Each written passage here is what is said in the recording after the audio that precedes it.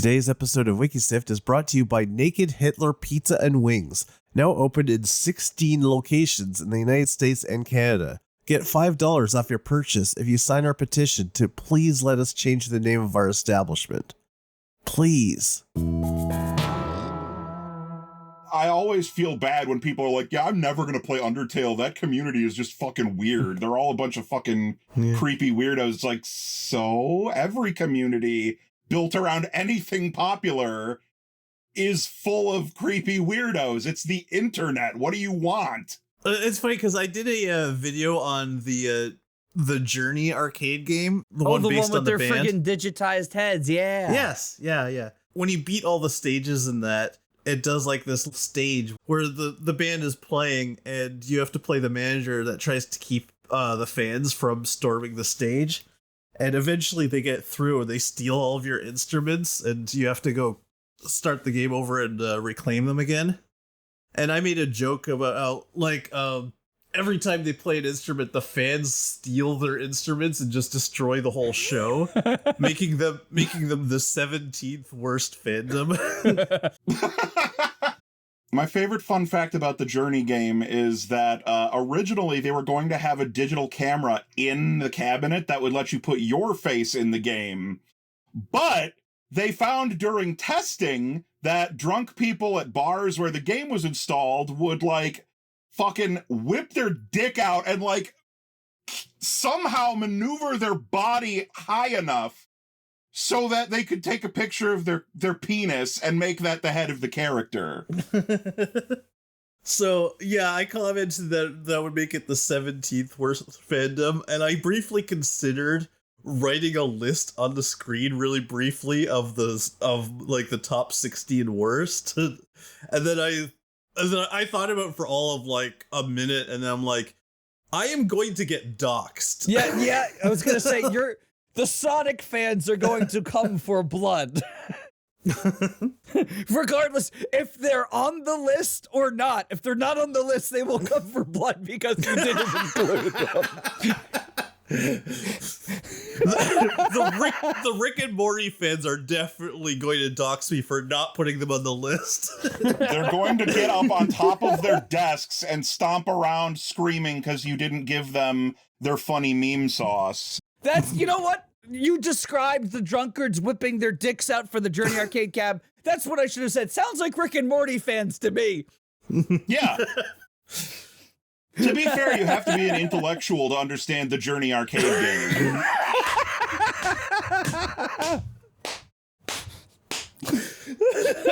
Can you title the episode to be, you have to be an intellectual to understand why you whip your dick out at arcades? Welcome to Wiki Sift, a shallow dive into pop culture and fandom. Today we're continuing our talk about Star Trek novels. You surprise me. How can you be so plain and vanilla after what we just talked about for 15 minutes? Because he's a professional, goddammit! He's a consummate professional. Because this is an audio-only podcast and you can't see me holding back the stupid grin on my face.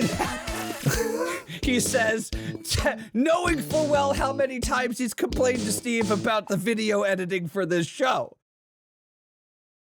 I will call out your dirty secrets, Tom. That's why you have me here. I'm Tom. He's an evil genius white. And today I am joined by... I'm an accomplice. I'm the getaway driver.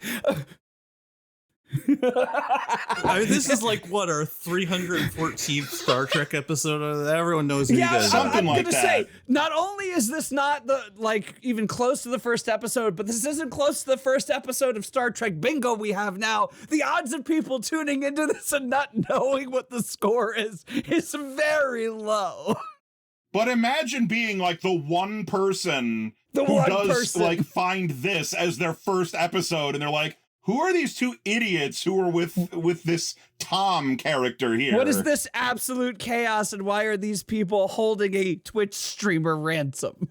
I put your guys' names in the credits for each episode, so... There are two goblins holding a human at knife point, is what I'm gathering here. Yeah. Two goblins, one is eating a whole rotisserie chicken with his bare hands. Oh no, the stain is on my name professionally forever. The other is screaming about Roger Corman. And the whole place is on fire all the while. We were robbed! Wiki Sift is a willfully ignorant fandom podcast where we don't actually directly consume media and just read what fans wrote about online. Because I could read all the Warhammer 40k novels, but I'd rather just peek around the Wikipedia page and see that there's more than 400, and this page is so gigantic, I feel overwhelmed just looking at it. Tom, I'm raising my hand. Can I be recognized by the meeting? I'm sending you guys the Wikipedia page of the Warhammer novels. Like, I can't even wrap my head around what all this is. I can't tell you the depths of my apathy about the Warhammer franchise. This is just 40k. This doesn't count the original Warhammer. Oh, book 44, In the Court of the Crimson King. Things that I would want to do with my free time involve a fantasy setting that is heavy on politics, religion, and government. No, thank you.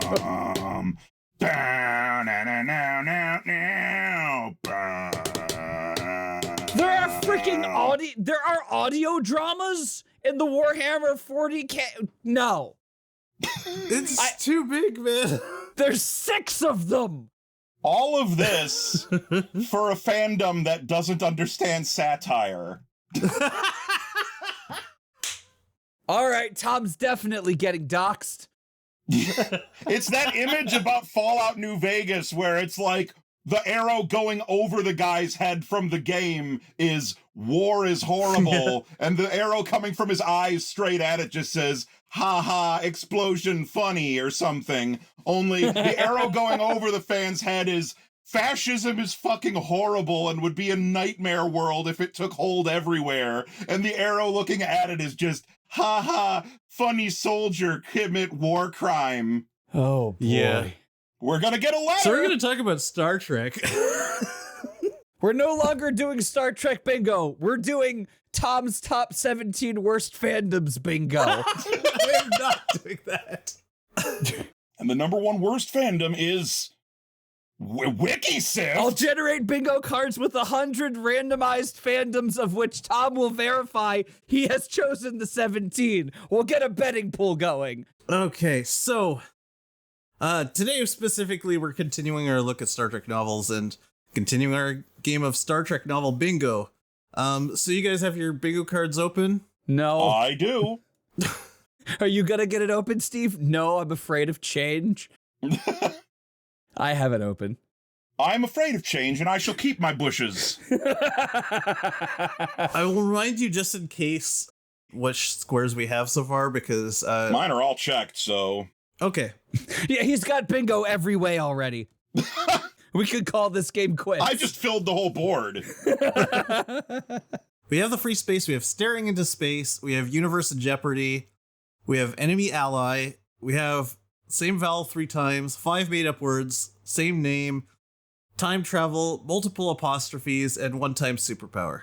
I still can't believe that the free space in the middle of Prime Directive violated has not been checked yet. We checked it.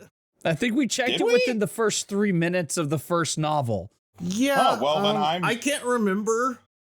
Was that a bingo if you guys for you? have got it checked, I'm checking it, and that means I'm 1 away from a bingo, baby. Oh, good. Then I get to go to bed early. I don't think that's how it works. Steve, you can just go to sleep now. I'll just wake you up with my laughter when something really funny happens. All right, sounds good. Good night. Put the wine away. Just try to snore in a really funny way. Yeah, do one of those, like... Okay. I can't snore in a funny way, but I shit you not, my family gives me flack, including my son, because sometimes when I sneeze, I say achoo-woo. So do we remember where we left off? It's weird, man. It's like having Tourette's, but only when you sneeze. I believe the next one on the list is Mindshadow.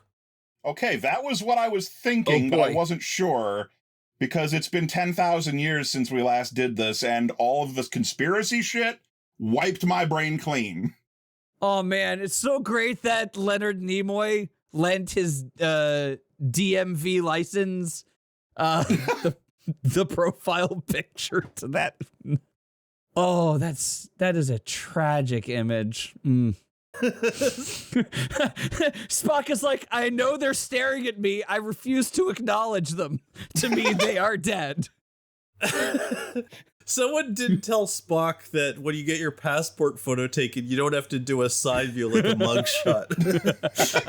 And he's been arrested by the Federation for war crimes so many times, it's just like automatic for him now. So how many cults have you started now?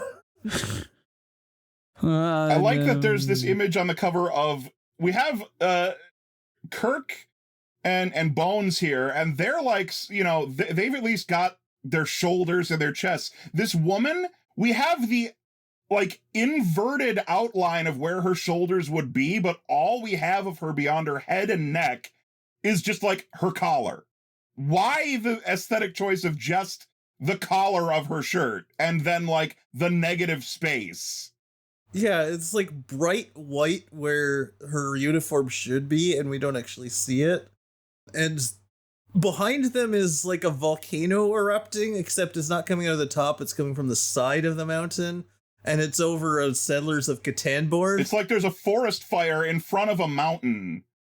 And then in front of the forest fire, there's like the overworld from a strategy board game. I want this to tick off something, but I don't really know what it does. So the blurb about this one says, the tranquil planet of Eratani has suddenly come under attack by a vicious and unknown enemy. The Enterprise rallies to the scene only to plunge into a deadly nightmare. Spock is found mysteriously injured, his mental powers crippled and weak, and Kirk uncovers an evil Romulan plot. Oh no! That gang of protostars tried to mug Spock! Spock caught the very mysterious injury that causes him to turn at right angles. Yeah, you know why he's standing like that is because he's running a fever. He's 90 degrees. Oh.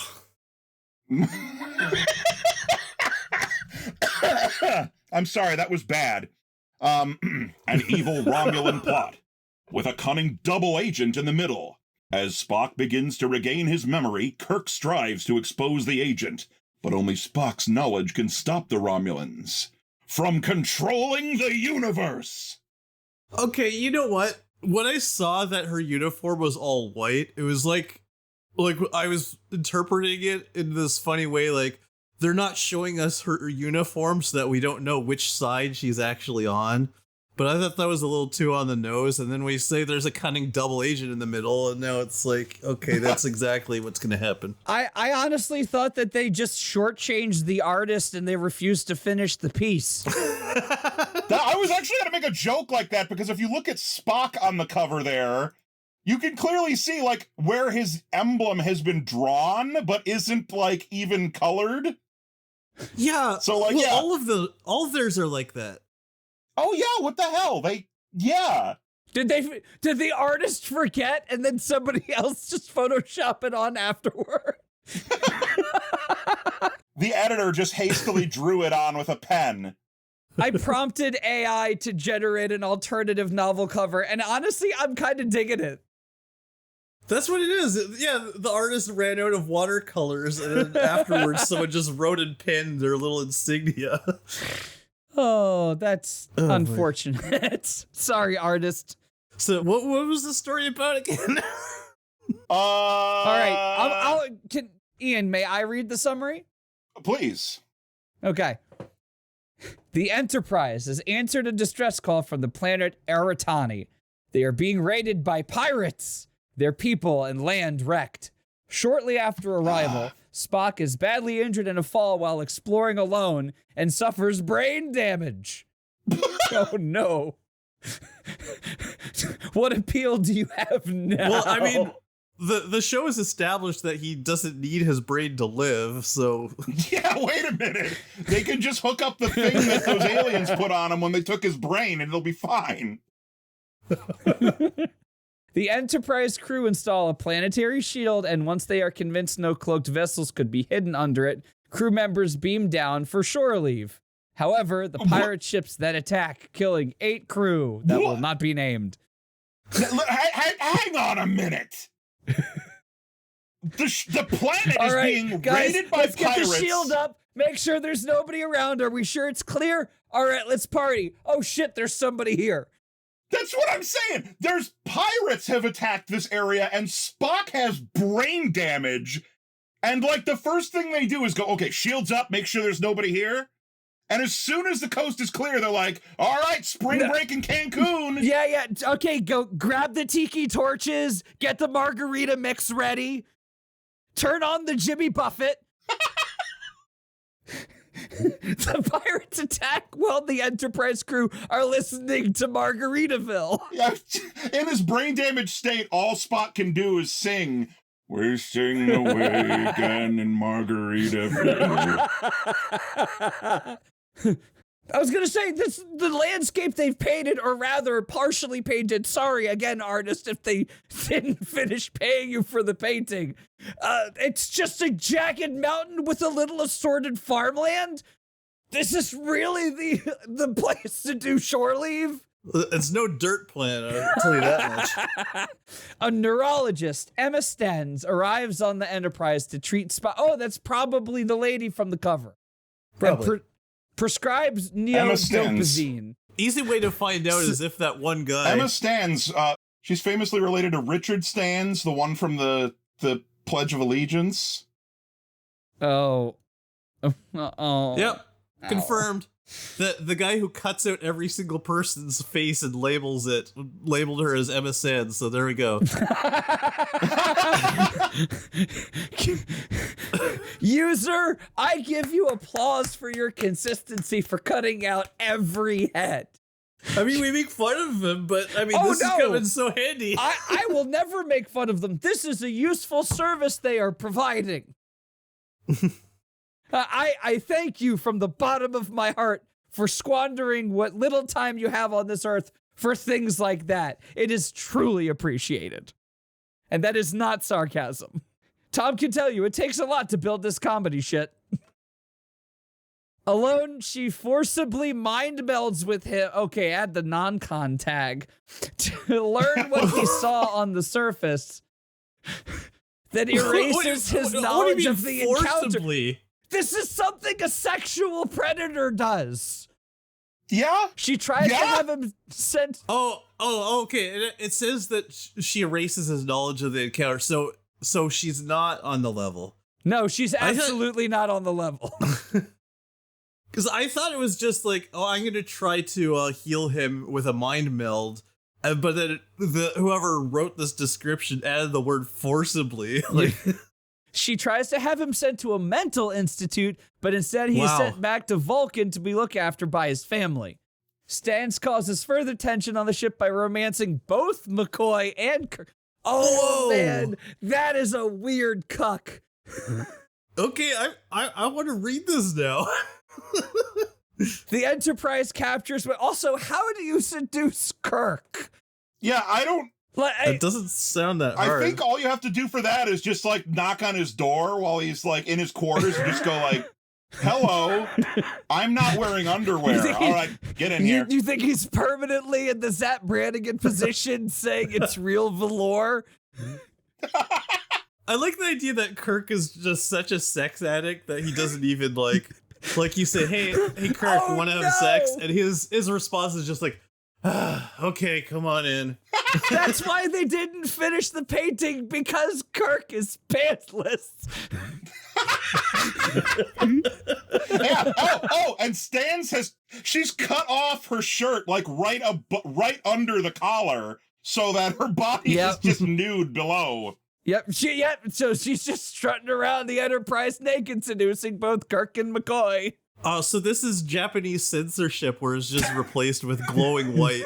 Oh, that's Chinese censorship. It's fucking Mosaic haunts my dreams. I think my favorite thing here is that we missed an excellent opportunity for a remake of One Flew Over the Cuckoo's Nest starring Spock. Oh, no. So does this count as betrayal? I want to know if I can check that off. Here, I have a doc with definitions of all the terms. I'll just send it to you guys. to refresh your Yes, but memory. I don't want to think, so tell me, Daddy, what do I do? Oops, I sent it to you twice instead of to each of you. Make a note, Ian. Call him Daddy to make him nervous. Okay, the betrayal, it has to be one of the main protagonists from the show commits treason or otherwise Oh, it betrays has to be a a main friends. protag. Okay, gotcha. Yeah. Oh, The okay. Enterprise captures one of the pirates, a Romulan, but someone murders him in the brig. They are then assigned to transport a delegation to Vulcan to discuss offering further aid to Eritani. En route, wow, bravo for using en route.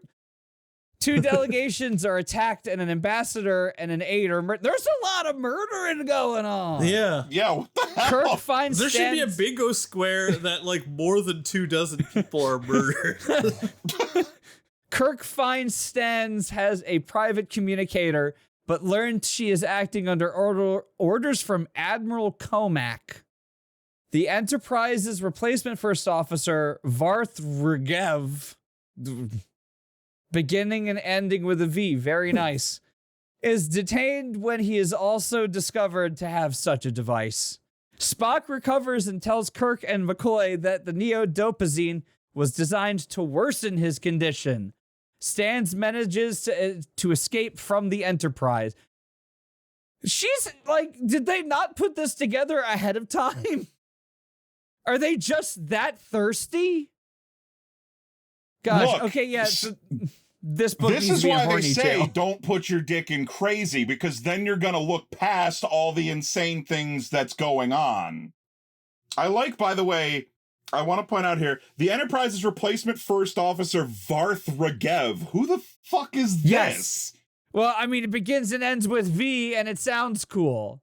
Don't you usually take the next person in the chain of command and push them up into that role temporarily? Yeah. It turns out Varth Regev is the Boba Fett of Star Trek, and he's actually an adored character whose lore spawned from this obscure novel. I feel like it could go either way. I guess like in an emergency like this, they would just take someone who's already on the crew, but they might sometimes require someone with specific skills, so Starfleet would send them someone, but that's like To be first officer, they must know how to properly milk Kirk. Stevo. This is literally, by the way, one of the ridiculous things that I put into my fake Star Trek novel, like as a joke, because of how ridiculous it was. We're gonna go. The Enterprise is being assigned a temporary captain. No, don't have Spock take over. We'll send you a new captain. Overnight. I'm gonna go change my Steam profile name to Varth Regev. I'm gonna go change mine to Neo-Dopazine Addict. No, XX Neo-Dopazine for Life XX. Stan for life. Also, Tom, if you need to find me on Steam, I am now Varth Regev. I will stand this character. Wait a minute. His first name is Varth, and his last name is spelled backwards is Vager. Oh my Varth god. Vager? Oh my god. They did not. They They did not. There's no way. It could be a coincidence. No, but that's it's pretty not funny. a freaking coincidence. You notice. There's no way. Yes, it is. Yes, there's no way that is a coincidence. Regev is too bad of a name. It is too poor of a fake name. You can come up with a better fake name if you're two. Do you think they originally put Varth Vager and someone says, okay, what? You need to change that. And somebody said, yeah, reverse that. We don't want to get sued by Lucas. You mean Vukas? Spock recovers and tells... All right, Spock recalls that the Sucal. Romulans were building a weapons facility capable of disintegrating its target on Eritani, taking advantage of its mineral deposits. Oh, it's like corporate espionage. Using coordinates provided by Varth. I can't take that name seriously. An agent of Starfleet intelligence, Kirk and Spock infiltrate the underground base. I like how they reintroduce this character like we didn't catch that name the first time. By the way, this is Varth again. I'm sure you remember him. Kirk is captured by Stans. In reality, Romulan sub-commander Tenerius. Do they have Dom commanders to go with sub-commanders? No, the sub-commander is the Dom, you idiot. Why else would they be commanding the subs? So she disguised herself as a human?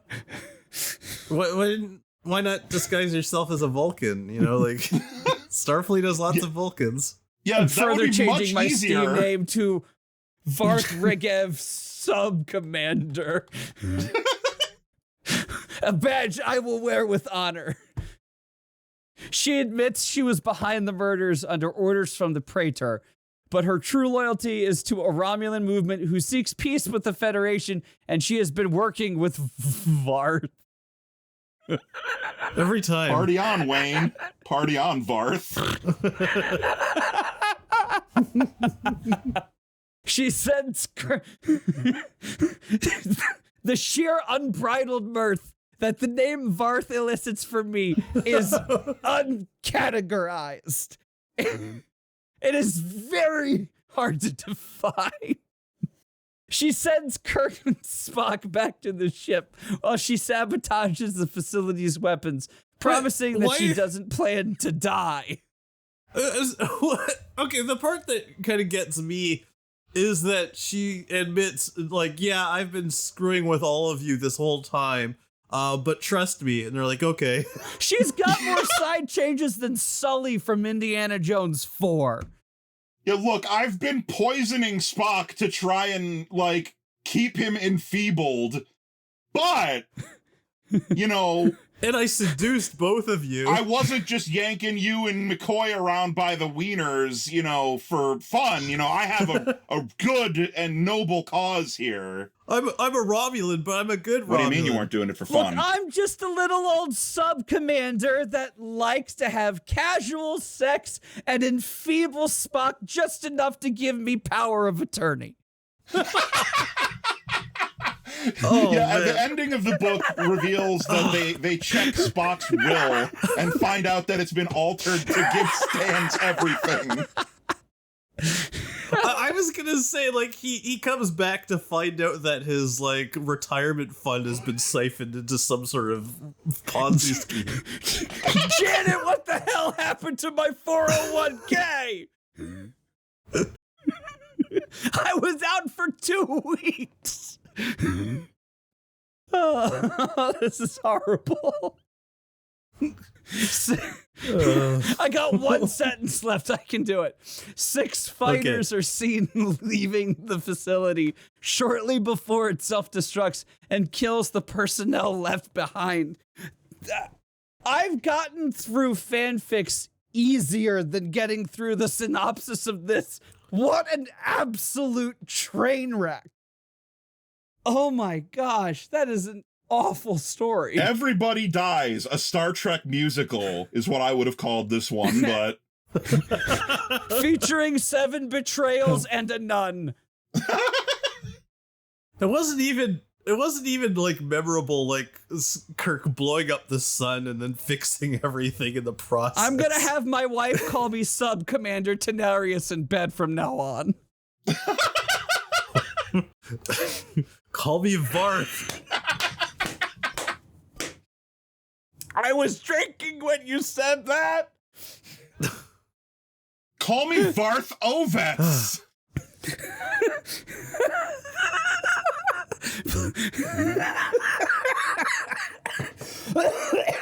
Oh no. I killed Stevo. Somebody's outed my AOL screen name, Varth Ovets.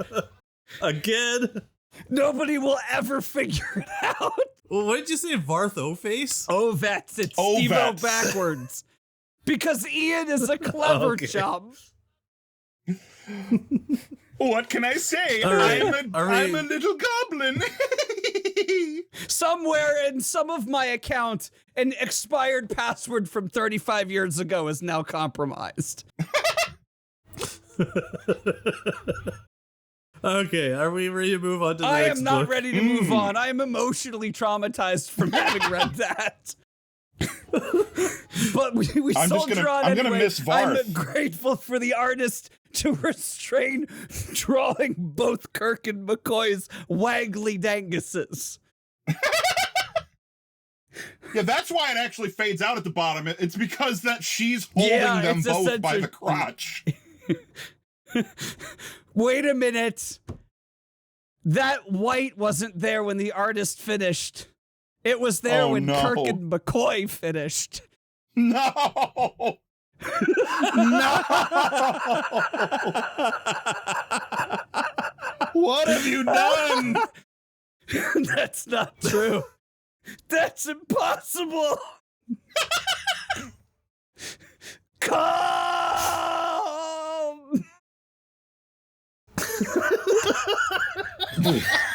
Just hit me. I thought you were just saying con, but no.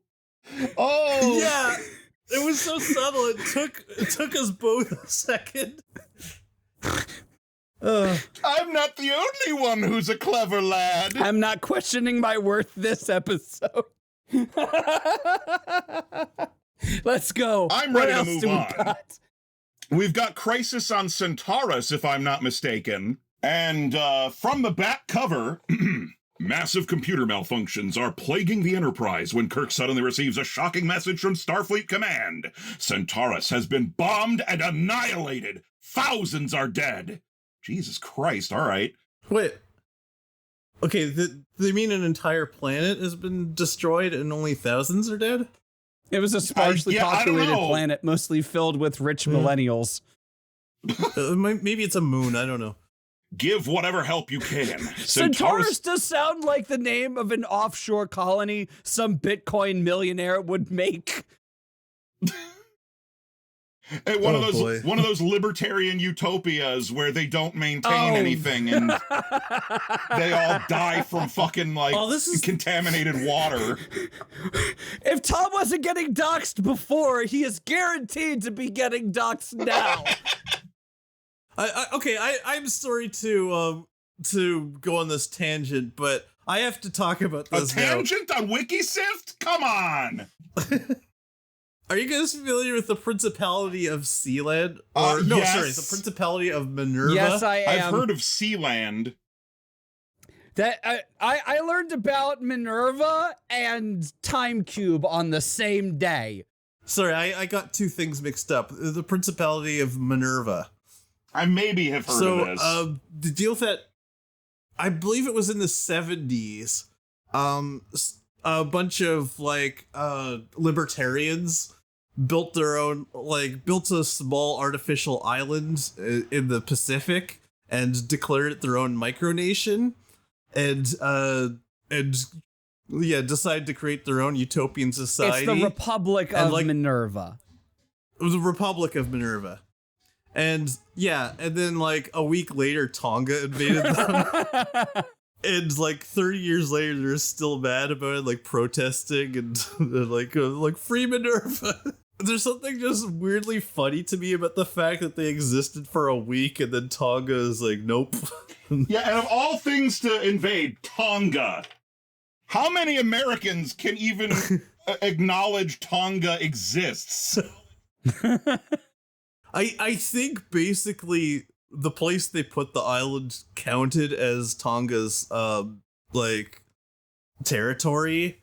The Pacific Islands are very spaced out. It's hard to tell what is what. And I think there's an argument whose area are they invading here?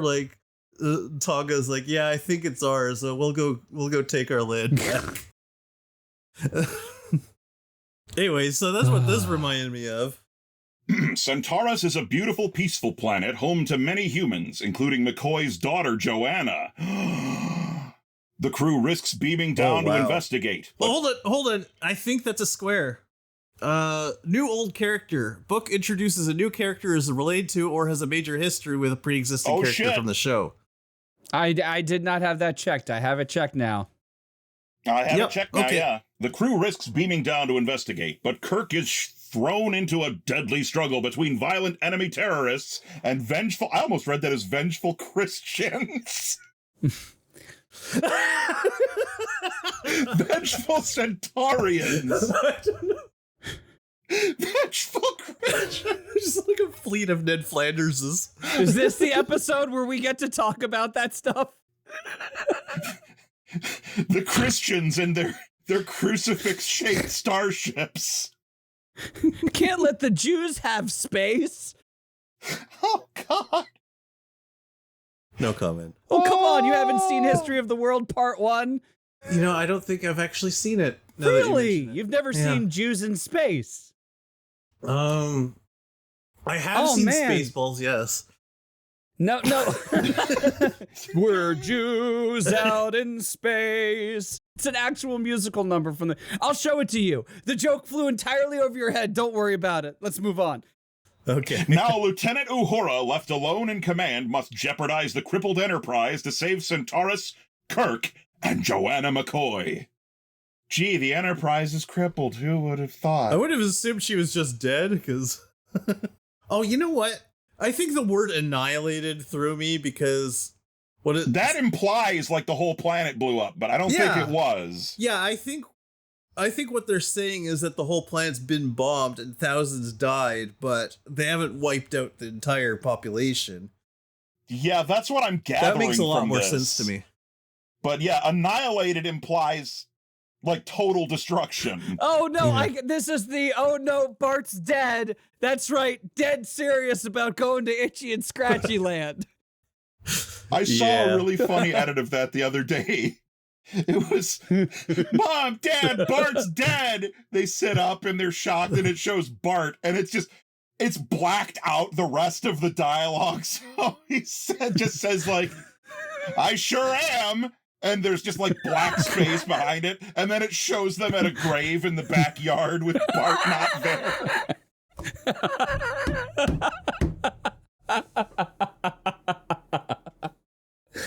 That's tragic. That scene is like a constant goldmine in the Bort posting group. Yes, it is. Okay, so the cover we should talk about for a bit, because there is a woman on it, and I'm going to assume that's Joanna McCoy, but Dr. McCoy is not on the cover. And there's like a burning like 16th century galleon or something. What is that? Yeah, that's a good question. Why is there just like a fucking Avast Me Heart? Oh, because there's pirates. They didn't mean space pirates. They're just like pirates in galleons firing cannons. Oh, yar. So, okay, this is like pre-AI, where it's like, draw a cover of like the Enterprise crew attacked by pirates, and they draw like, like... It looks like a medieval times on a boat. Like Boris Vallejo does not understand Star Trek, and someone told him to draw a pirate attack. And so, just imagine Captain Kirk sitting on the bridge, and we've got Uhura going, Captain, there's something coming in over the communications frequency. On screen. Arr, avast me hearties! Hoist the mizzen mast! We'll keel haul the whole lot of ya! Yes, I'll accept the collect call.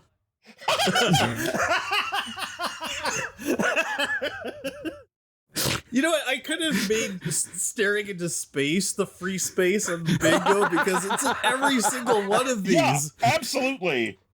Staring into space on the cover really should have been this free space. But Prime Directive violations just as prevalent, so... Yeah. So anyways, at New Athens Spaceport on the planet Centaurus, the wanted criminal Isidore Holtzman...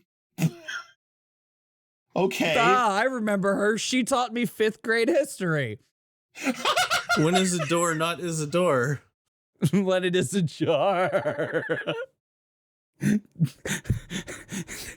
Thank you. I needed that pick-me-up. Dad jokes are giving me more energy this late at night. The wanted criminal Isidore Holtzman triggers an antimatter bomb. What the fuck? Wouldn't that destroy, like, half the universe? I don't know. If it's antimatter, what does it matter? No, you're thinking of Plan 9 from Outer Space, the solar midnight bomb. Oh, the solar midnight device. Yeah, right. the bomb that they pronounce differently in every scene. Yeah. Destroying the spaceport in the city of New Athens, the planet's capital. On the USS Enterprise, a major computer malfunction shuts down artificial gravity and nearly causes the ship to self-destruct.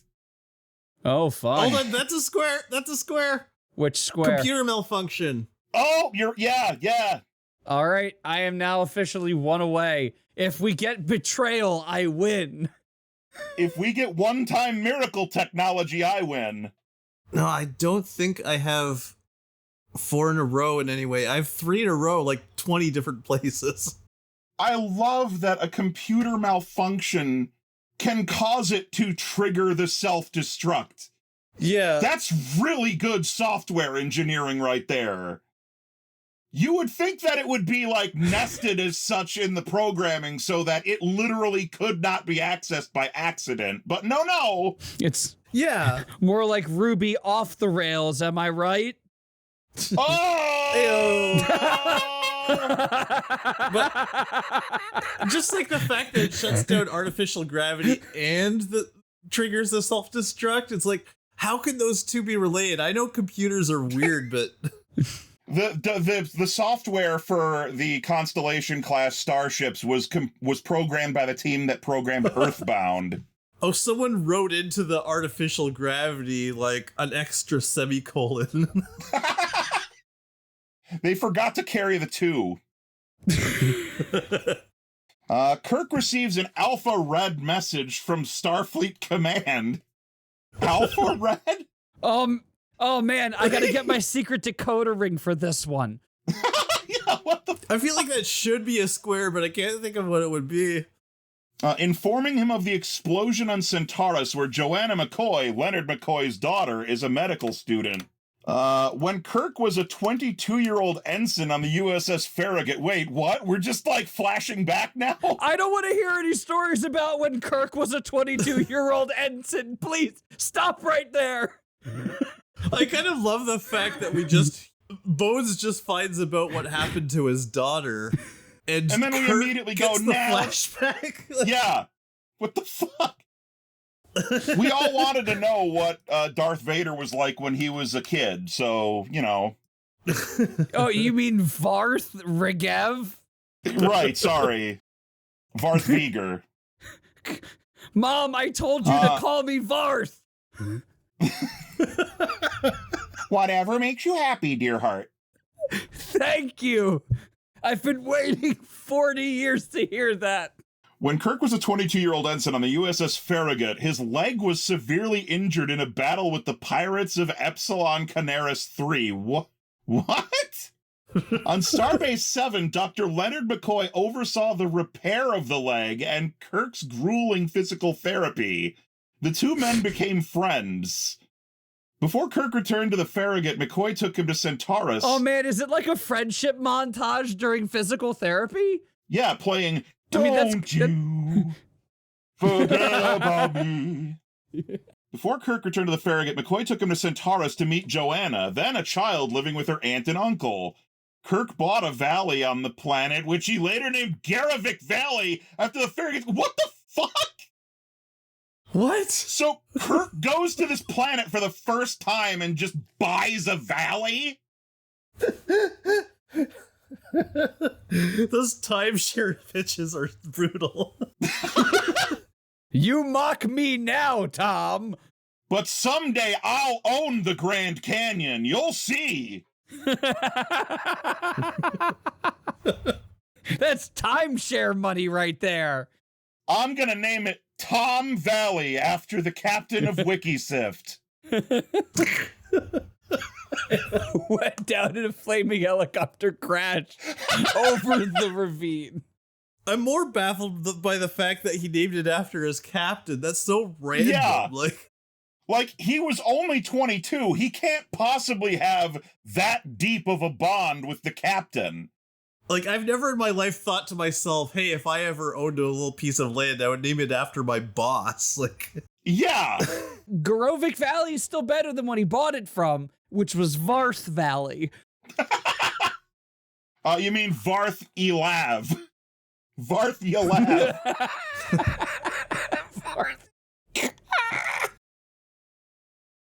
Kirk announces the tragedy on Centaurus to the bridge crew, then personally informs the crew members who come from Centaurus or have family living there, including McCoy, relief helmsman Peter Siderakis. Oh, Peter Sideris? And Nurse Constance Harry? is he Harry? When isn't the door hairy? When it's ajar. Oh. Wrecked him, darn near killed him. Oh! Captain's log, stardate 7513.5. For the time being, at least, things seem to be under control. We are proceeding at warp 5 for Centaurus. Why are we getting random captain's logs in the middle of this synopsis? I don't know. At a senior staff briefing, Dr. Mabenga expresses concern about the ship's ability to aid the disaster victims adequately. Spock deduces that the explosion cannot have been accidental and that weapons of mass destruction are apparently in the hands of Saddam Hussein, and that's why we have to invade Iraq. Oh no. Are apparently in the hands of a non-military force. Spock subsequently discovers that the Enterprise computers have been disabled beyond repair due to a mysterious series of small circular holes drilled through the computer banks? What? Okay, so it's not a glitch. Someone power drilled their computer. It's better than that time Homestar poured his melanate on it. So, 5-year-old me did this.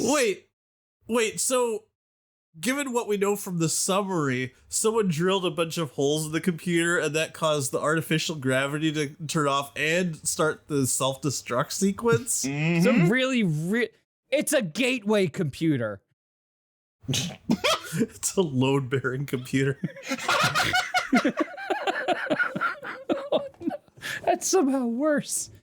That was something I actually did as a child. My mother was furious.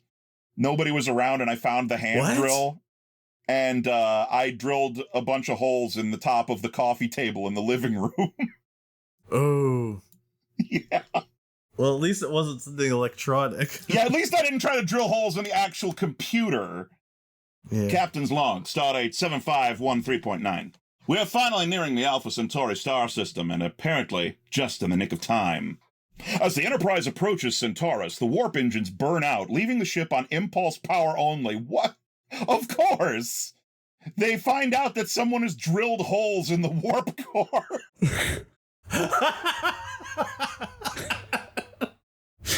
Sean, there's like a Hamburglar-like character just right around the ship with a power drill destroying things. Sean, I Rumble. lent you that power drill 2 days ago because you said you needed to fix a bookshelf. What have you been doing with it? It's the gremlin from that World War II era Bugs Bunny short.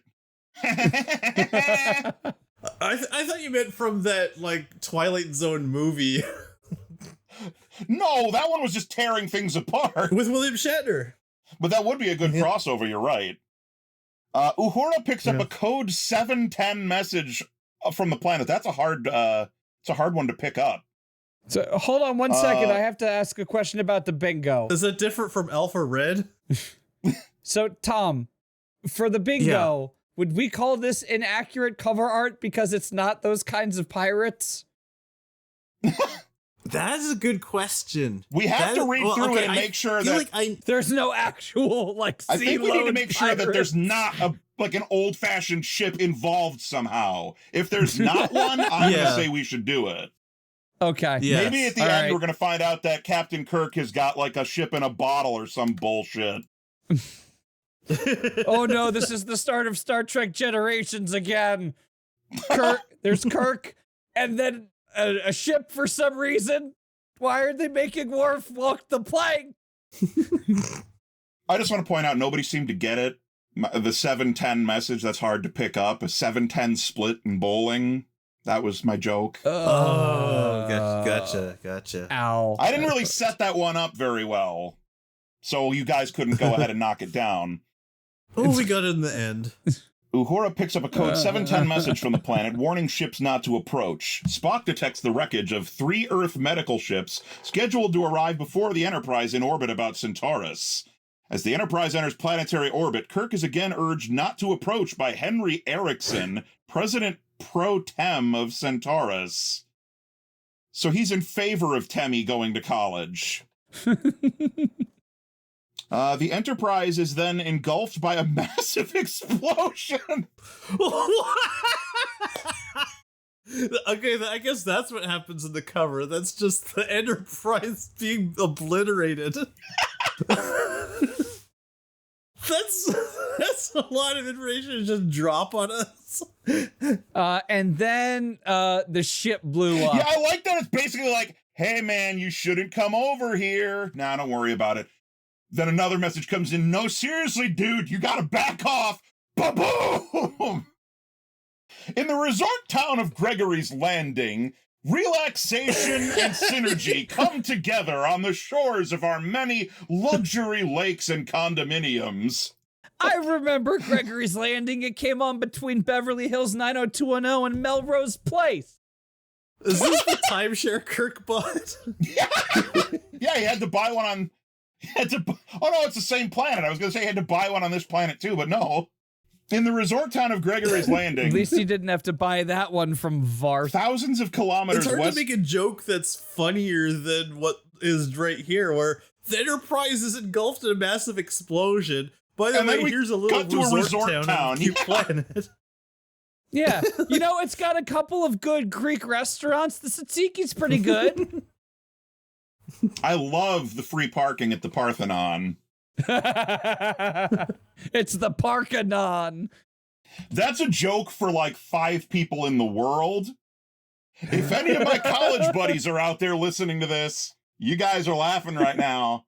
I just thought you were just building off the fact that it's called New Athens and you keep making Greek jokes. Well, I was, but also that was the name of a restaurant that was in the neighborhood that I lived in when I was in college.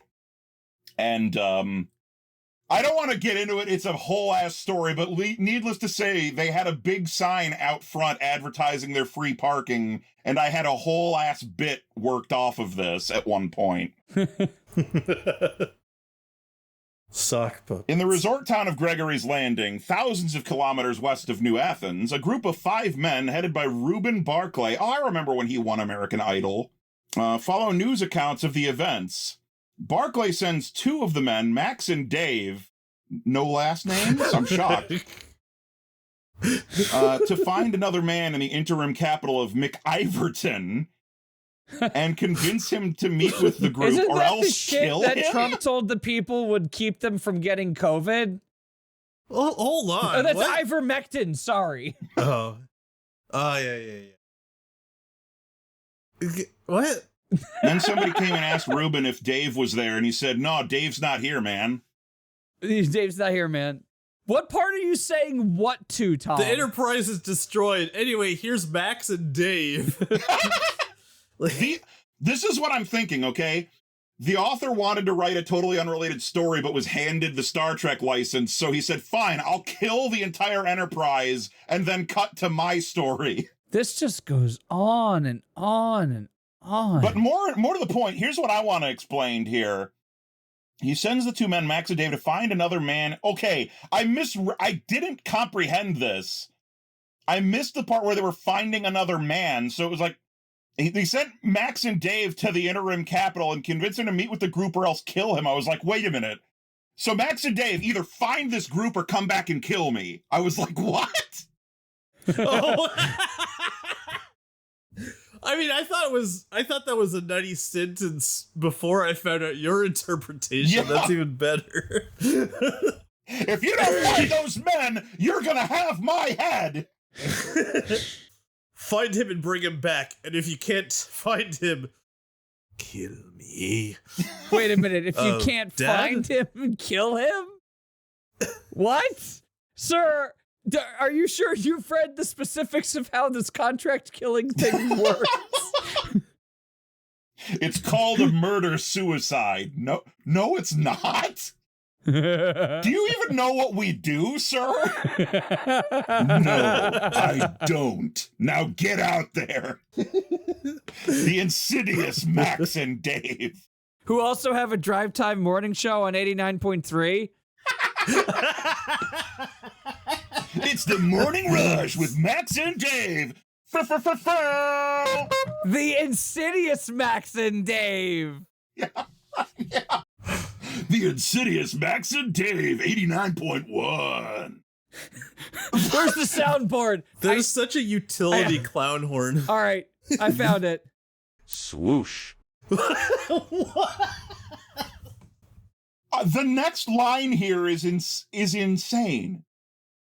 The Enterprise has survived the explosion due to its shields. My writing teacher is like screaming from miles away right now. This is like one of those fucking awful like 1940s film serials where they show at the end of one part that the plane crashes and explodes and they're like, what'll happen next? And then the next episode shows them do something that was not in that part at all in order to justify how it continues. Except they have like a whole segment with two other random people first. Oh but in this case, they show like a part of another serial between parts. And then we cut back and... No, this serial's about Max and Dave now. It's like, oh, by the way, they're not dead. They cut back and they just show the Enterprise explode, and then they cut to the bridge. We're all right. Thank God for the shields. Shields makes it sound so mundane because the shield is their basic defense, so it's not even like a dramatic reason why they survived. Yeah, it's literally just like, oh, something hit the shields and exploded, but we're fine. The explosion was in the foreground. We were in the background. Like there's so many ways you could have made that dramatic without it being like stupidly dragged out. Like Frylock comes in out of the turbo lift. That dog exploded again. No, this was supposed to be a script for an episode, and that's where the commercial break was. Like instead of ending the scene with like just being engulfed by a massive explosion and then like a cliffhanger for like an entire segment, like you could have like the giant explosion and have it established that they've survived, but there's like massive like damage that they have to work out, and they're like trying to figure out what they're gonna do to get the situation resolved. Then cut to this other scene, you know, and no, the explosion was just the precursor to the acid reflux feels like a core meltdown on the Enterprise. Acid reflux is like somebody drilling hundreds of small holes in your throat. I'm just saying, like you have the explosion cause actual consequences, and you would think give them a thread that you can come back to later. So when they go to the other thing, they know that they're interested in coming back and finding out what happened. Not just telling them. Thing here is it looks like everyone's dead anyway. They get back, and the Enterprise survived this explosion due to the shields, and then just immediately moves on. No mention of like extensive damage. No, just Kirk is again contacted by Acting President Erickson, who explains that the planetary defense system controlled from the Defense Center complex near New Athens has malfunctioned since the antimatter explosion and is targeting all vessels that approach Centaurus as enemies. With the Enterprise transporters out, Kirk decides... a stupid glitch. What? Yeah, no shit. Once again, maybe the program shouldn't be able to reach the self-destruct function on its own through accident. Maybe the targeting computer shouldn't have the ability to just, like, choose its own targets if it malfunctions. With the Enterprise transporters out, I guess that's the newest development, because that's what the explosion did. Kirk decides, despite the risk involved, to send 2 landing parties to the planet in shuttlecraft. A party led by Spock will travel to the defense center to get its computers shut down. Here's the thing with this. I'm just going to stop myself right here, and I'm going to say, why don't they just cut the fucking power to the defense center? Yeah. Literally, just call up the power plant that's closest to there and have them shut the power off.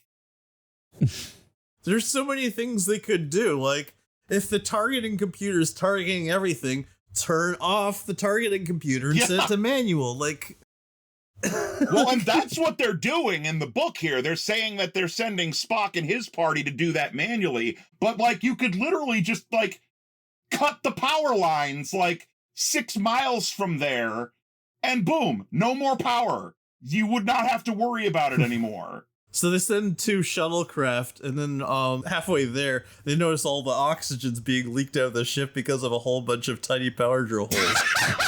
God damn it, Sean, stop drilling holes in the ship. Yeah, that's the other thing. Rubble. Despite the risks, they're going to send shuttlecraft out when the defense computer that blew up these other ships is rogue. And shooting if everything. I were the captain, I'd say, cut the power to the defense complex first, then we'll send in our crew to, like, go unplug the computer, so when you turn the power back on, it won't blow everybody up. Yeah, but you're smarter than they are. Well, yeah, that's true. I'm smarter than everybody. To be fair, you have to be an intellectual to understand Star Trek novels. Wubba lubba dub dub Szechuan sauce for Kirk. I think what we're trying to say is whoever the dumbest of the 3 of us is a better author than Brad Ferguson. Okay, that'd be Shots me. fired at the Brad Ferguson community. Oh shit, am I gonna get doxxed now? Well, a party led by Kirk will go to McIverton. I almost read that as McDonald's somehow. Wait, is Brad Ferguson one of the regulars on Whose Line Is It Anyway? That's Brad Sherwood. Yeah. Spock, you go and take the dangerous mission to stop the defense computer that's gone rogue. Me and Uhura and McCoy are gonna go to McDonald's. You want anything? That's great, guys, but you're all still pantsless. I like in my head canon that the Enterprise is just the starship of casual consensual sex. I mean, that's not headcanon, that's just true. The spy from the previous book depantsed the 2 of them, and they just never bothered to replace them. Depantsed them permanently.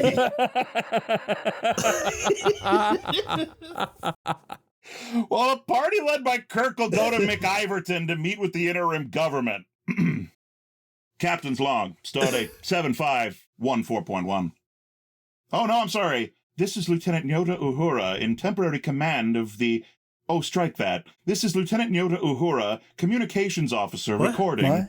We are maintaining standard orbit around Centaurus. That was a very important captain's log to leave here. Wait, it doesn't even finish her thought? No, it literally just says... Why did you put that in the summary? No, it's literally just her going, captain's log, I'm in temporary command and we're in orbit. The end! Oh, you know what this is? She made that little mistake, and she's like, oh, computer, erase that log, but accidentally, and it saved it.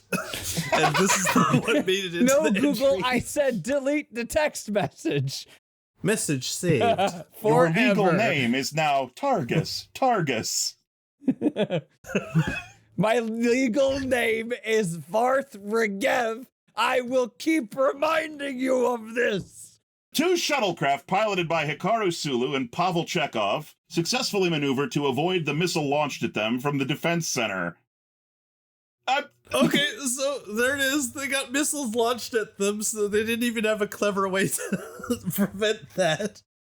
Yeah, no, and moreover... Hey, we have this dangerous mission. Why don't we send back 2 important members of the bridge crew? Yeah. Well, no shit. Spock is on there too, let me remind you. And Kirk are on these missions. Those are just who's piloting them. So that's 4 members of the bridge crew, including the captain and first officer. Yeah, Uhura is in temporary command of the ship, so I think they sent the entire bridge crew except for her. She's up there just running from console to console, just going like, man, this fucking job. But these 2 shuttlecraft are able to easily maneuver to avoid the missiles, but the 3 medical ships that had come before them and the Enterprise itself just like don't detect that there's a missile coming and get hit by them. Like, how? Magic. I don't know. Maybe they're just too small. Is that a bingo square? Did we? Oh, it's because somebody drilled a bunch of holes in the scanner. I'm waiting for this to be like something intensely stupid. Like they're going to find out like, oh, we have Denivian space termites that eat through metal. That's how they were able to see the missile. They looked through the holes drilled through the ship. So do they have to call Space Orchid if they have space termites? Yes. Or like Space Terminex? Is there a whole like industry there? I never imagined that they would need that stuff. Could you take the Enterprise to like the fucking car wash? Yeah, there's got to be a Star Wash out there. The Star Wash. These jokes are getting out of hand. I don't know why Star Wash gets me. I think it's because we can all imagine the rundown style of the logo and just seeing the Enterprise trying to cram in there. The Enterprise then destroys the missile. Spock and his team fly over the devastation of New Athens before reaching the defense center where they enter the underground facility. Kirk's shuttlecraft is escorted to McIverton by jet aircraft. What? Jets? Okay. That's okay, I guess. Weird. I would think they'd have something more futuristic, but now I'm just imagining, like, the Enterprise shuttlecraft with its weird repulsors or whatever being escorted by F-16s. On landing, Kirk's party is met by Chief of Protocol Thaddeus Hayes, who I think was in the cabinet under Grover Cleveland. What the hell kind of name is that? I was imagining him being like some distant descendant of Isaac Hayes. And So now, whereas I was imagining like a pudgy white guy with like huge mutton chops and like that sort of like wispy, balding-ish hair, sort of like now you just got Chef. But instead he's now a black guy with huge mutton chops and that wispy, balding-ish hair. I was like picturing like this like stately black man with like graying hair who's like extremely like refined and sophisticated. I could dig it. The Chief of Protocol. To whom Kirk introduces Sulu as his confidential aide. Oh, he's a friend and a confidant, I see. Spock's party finds no survivors at the defense center, where the personnel were all killed by radiation. Okay. Someone power drilled the nuclear reactor. Sean! I'm gonna take the power drill back. The computers refuse to stand down in response to the commands given by Spock, and 2 computer technicians on his team, Rawlings and Hudson. Oh, they're gonna die. They were my favorite vaudeville act. I'm Rawlings, and I'm Hudson, hey!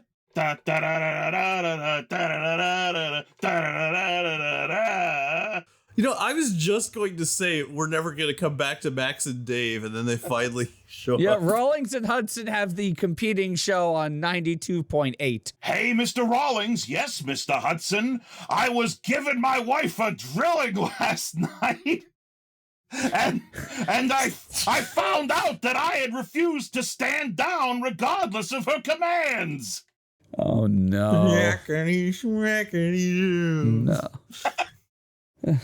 I had a much funnier joke, but I lost it in my brain. It went whoop. That it happens. I'm imagining the rest of the book, the main characters all stand back and let Rawlings and Hudson fight Max and Dave.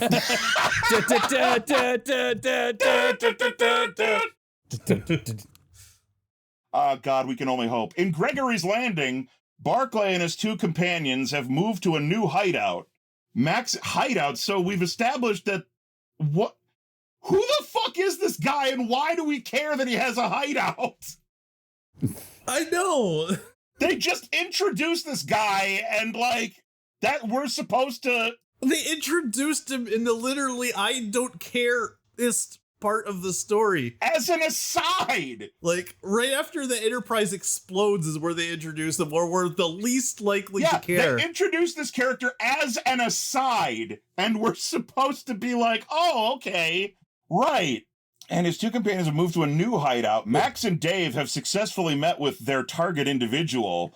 Barclay has learned from a news report that Kirk, who knows the man in question, is conferring with the president. This is turning into a straight to VHS 80s action film. Barclay's sitting there watching the TV. So, Kirk's meeting with the president. Yeah, this is the episode of the TV series where they ran out of budget, so they have to have a filler episode where it's just them talking to the president about something. Kirk and Sulu meet with President Erickson, who introduces them to Daniel Perez, the Minister of Defense, and Nathaniel Burke, the Minister of Internal Security. Erickson, Perez, and Burke all lost their wives and children in New Athens. What? Why are you introducing all these new characters at the very end of the book? Yeah, Erickson tells Kirk that the explosion was the work of the League for a Pure Humanity, a racist and anti-alien organization headed by Isidore Holtzman. Okay, racism, that's a square. That's a square, but that's not how I expected to check that one off. We have the fucking, space KKK here? Wow, yeah. Okay, this has to be, a two-parter or something. They're, introducing way too many new things at the end of this book. Yeah, because wait a minute, I've read ahead a little bit here. Oh, don't tell me. I don't have the energy to go through another book after this one. I'm so tired, Tom. We've only done two. Holtzman, widely regarded as a crackpot, had threatened to destroy New Athens if members of the League were not granted political positions in 1 month. The explosion took place an hour after Holtzman's deadline. Sulu gives Burke a list of Enterprise crew members with relatives on Centaurus. After Burke leaves with the list, Spock calls Erickson's office on the hotline from the Defense Center and proposes a radical means of solving the problem with the defense system. Erickson and Perez reluctantly approve Spock's plan. That's the end of it. This is definitely a to be continued. And yes, Tom, I know that we've only gone through 2, but you have to remember, I am old and a papa, and I normally go to bed by 8:45.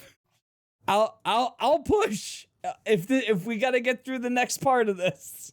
Well, maybe the next one will be shorter. Oh, if it's a sequel to this, it's not gonna be. How did this information not get to them that, the people responsible for this are, the planet's fascist. Bleh. Bleh. Here's what I want to know. That information would spread immediately, Yeah, especially because they had been warned ahead of time and given a deadline, and then, what a coincidence. 1 hour after the deadline, the Capitol explodes. Kaboom. What could have happened? The next one is another part 1 of something. Is it? Yeah. Oh, okay. I guess it's oh yeah, Fortunes of War, Book 1, Dreadnought. The Dreadnought. All right, Tom, I guess you get to read this one. Okay, I guess I'll read this one. Okay. Oh, wait. So we didn't find out why that ship was burning on that cover. So I think we can I think we can click that bingo square. Which yeah, one? because that really just Inaccurate cover art? Yeah, if that's supposed to be a starship, it does not look like one in the slightest. It really does just look like a galleon. And there's nothing in the book that seems to indicate a connection here. So now I have 2 directions I'm one away from winning. I'm wondering if that guy who cuts everything out... Yeah, he cut all the people out, but wait. Oh, okay, he's focused on the thing and wrote New Athens burns. I guess that's supposed to be the city? I don't know what... You know, screw it. You know what, we're just going to count as inaccurate because we don't understand Because you can't even discern what Yeah, it is. Yeah. If that's a building, then what the hell are the lines that look like masts or whatever? It looks like it's made of wood, whatever it is. Yeah. Oh, man. Oh, man. Look at the cover for the next book. Yeah. I see it. Oh my. Okay, so where do we begin here? It looks like it could just be some other ship, but it looks like someone horribly drew the Enterprise all wrong. It looks like this is a Picasso Enterprise. Kirk is like in yellow face, it almost looks like, because the front of his face is a darker shade than the rest of his neck. He's got like a bad spray tan. Yeah. It really does not look like him at all. His hair is completely on wrong. His uniform. No insignia. She looks like she's mildly upset that, Dad forgot to pick her up at soccer practice and she's running late. Yeah, there's 2, I don't know if they're Vulcans or what in the background. There's 2 but, intensely 80s characters. Yep. and they're dressed like Ming the Merciless, complete with like a Flash Gordon ray gun. Like, yeah, the guy in the back looks like they've made the guy from Logan's Run into a Vulcan. Yeah. And his ray gun looks like a broken bowling trophy. He's modified the Sears Tower into a gun. And that's just space Farrah Fawcett. All right. Description. Star Empire is the Federation's most powerful new weapon. A Dreadnought. Okay, so the ship is called Star Empire. Okay, that was a very confusing sentence. Yeah. That's a weird name for a ship, but at least Sure is. I understand now. First in a class of super starships capable of outgunning a dozen Klingon cruisers or subduing a galaxy. What? Hold on. They've That's made a very this- different... Wait, This is in response to the sentient gang of protostars. Finally, a weapon that can defeat them. okay, there is a universe of difference between outgunning a dozen yeah. Klingon cruisers and subduing a galaxy. Does the person who wrote this blurb or this book not know what a galaxy is? It's a Mario galaxy. The planets are very small. You can run from one side to the other and then jump to the next nearest planet. It's not a galaxy. That's a space fart. On the eve of her main voyage, Star Empire is stolen by terrorists.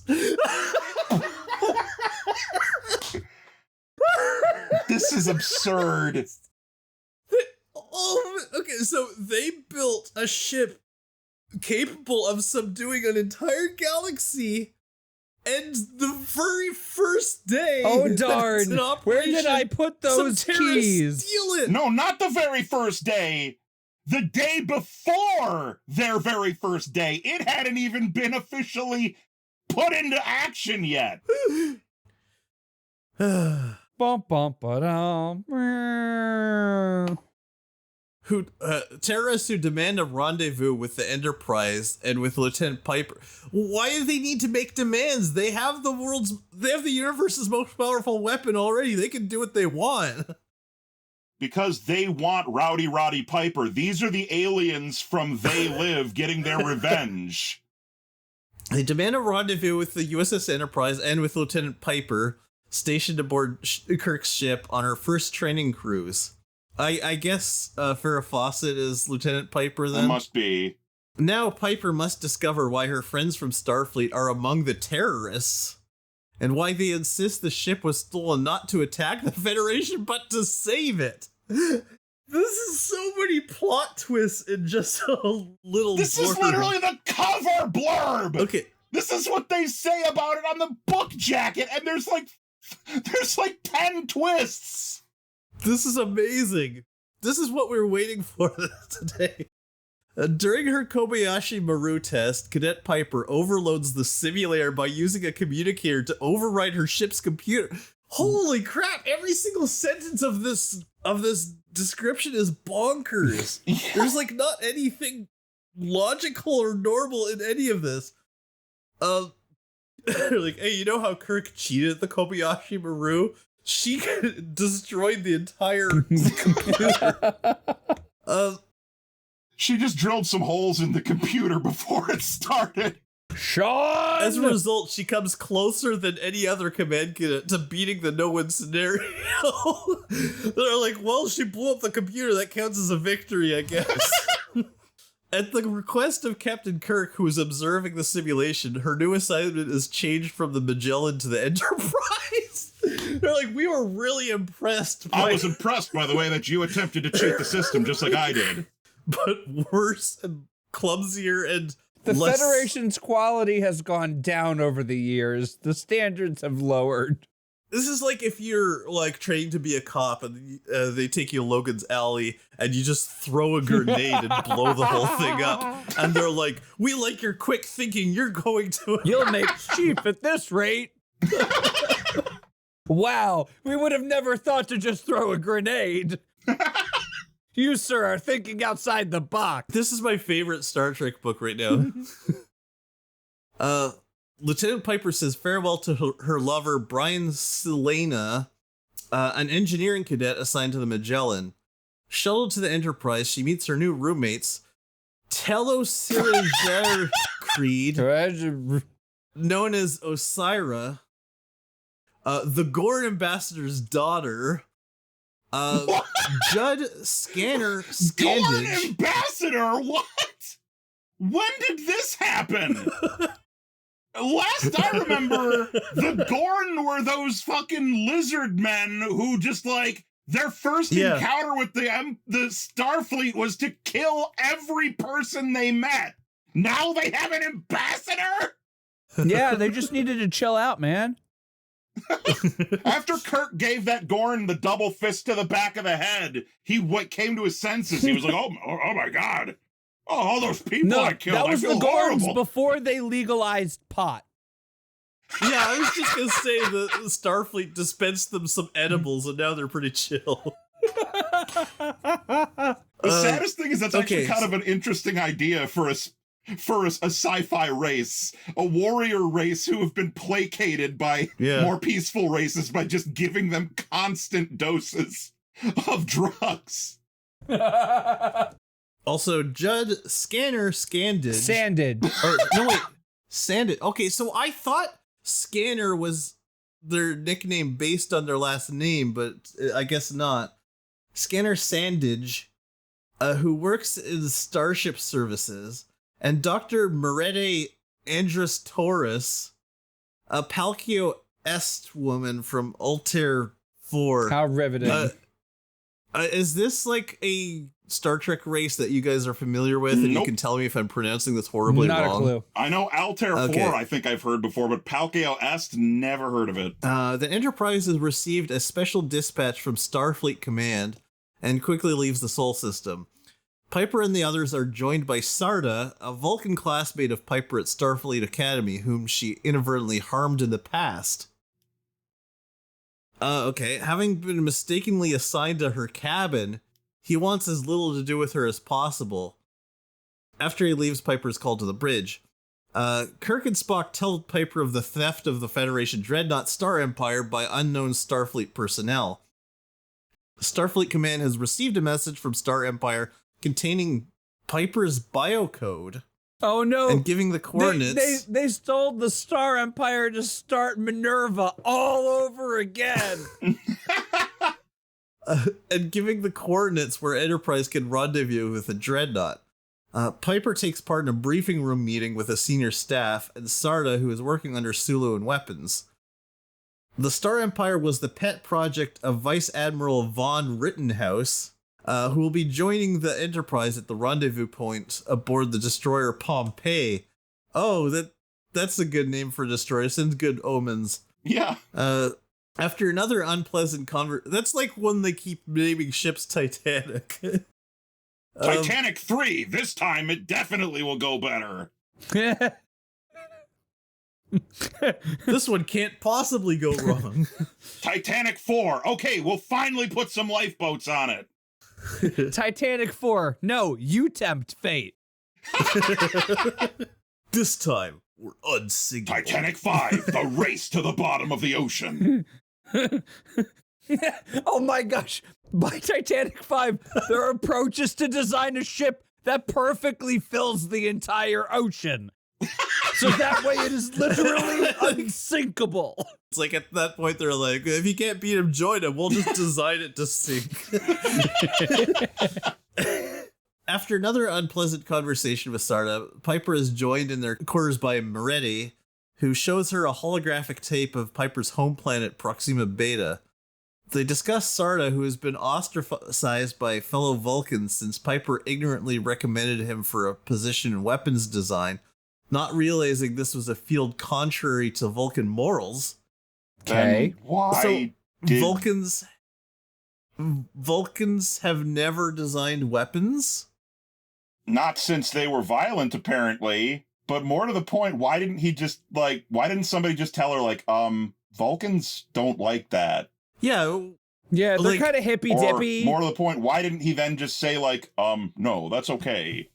Oh, man. And just because she recommended him doesn't mean they have to do it. Like someone who knows more about Vulcans would say, okay, we'll take that into consideration. So but here's my pitch. No, we're not going to make him Here's do that. my You know, pitch. like I think there needs to be an unsanctioned offshoot just showcasing what every civilization individually per book would be like if the Federation just brought them shit tons of edibles. I want to see what happens to Vulcan. And like, why would Vulcans ostracize another Vulcan for someone else recommending him? Like, because that's only the I don't logical know. thing to Logical? do, duh. in the Enterprise library, Piper and Moretti view a holographic tape of the surface of Vulcan, then research Vulcan training curricula. Sarda has been trying to teach himself the Vulcan disciplines leading to Kolinar, but has only attained the level of Celiantli several years behind where he should be. Oh, okay. I forgot that Sarda was a Vulcan. I'm having trouble keeping all these characters straight.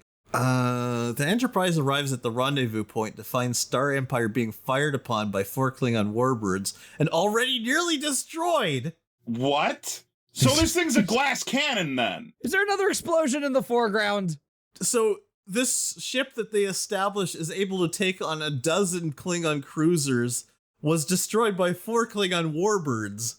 Well, because the guys at the helm didn't know what they were doing. That's the military-industrial complex for you, Tom. Enterprise engages the Klingon ships, one of which flees into a nearby asteroid belt. Kirk orders Piper to take over navigation and plot a seemingly suicidal course. As soon as I read that if they fled into the asteroid belt, I was immediately thinking of the chase in Star Wars. I'm like, oh, but it's not going to be like Star Wars. And I'm like, no, it's exactly like Star Wars. It was already like Star Wars when they built a weapon that could subjugate a galaxy and called it Star Empire. Yeah. Yeah. They built the Death Star. Under orders from Varth Viger. Varth's finally moving up in the world. Kirk orders Piper to take over navigation and plot a seemingly suicidal course towards the Klingons, but she is too terrified to do so, and Ensign Myers has to take over. After a battle in which Enterprise sustains significant damage but destroys one warbird, the real Star Empire emerges from the asteroids and destroys the remaining Klingon. What? Maybe you... Where did they get a fucking fake version of it? There's a decoy Dreadnought. I'm sorry. This book is amazing. I've been laughing to myself over here because I've been picturing Varth just sitting in his chair going, "Ah, yes. Now prepare to witness the full power of this peacekeeping station. This fully operational peacekeeping station." Do you think when no one's around, Palpatine just keeps spinning himself around in that chair?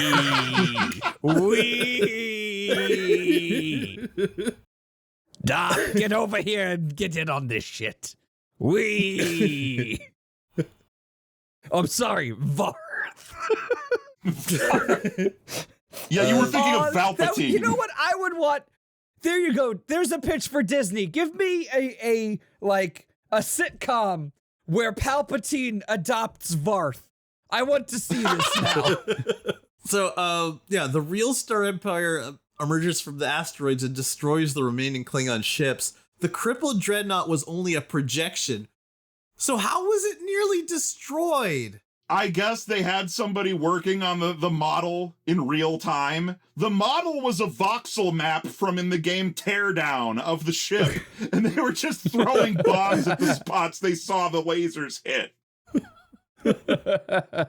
Enterprise is now surrounded by further projections of Star Empire. They're really trying to do the the whole bit. Hall of Mirrors bit.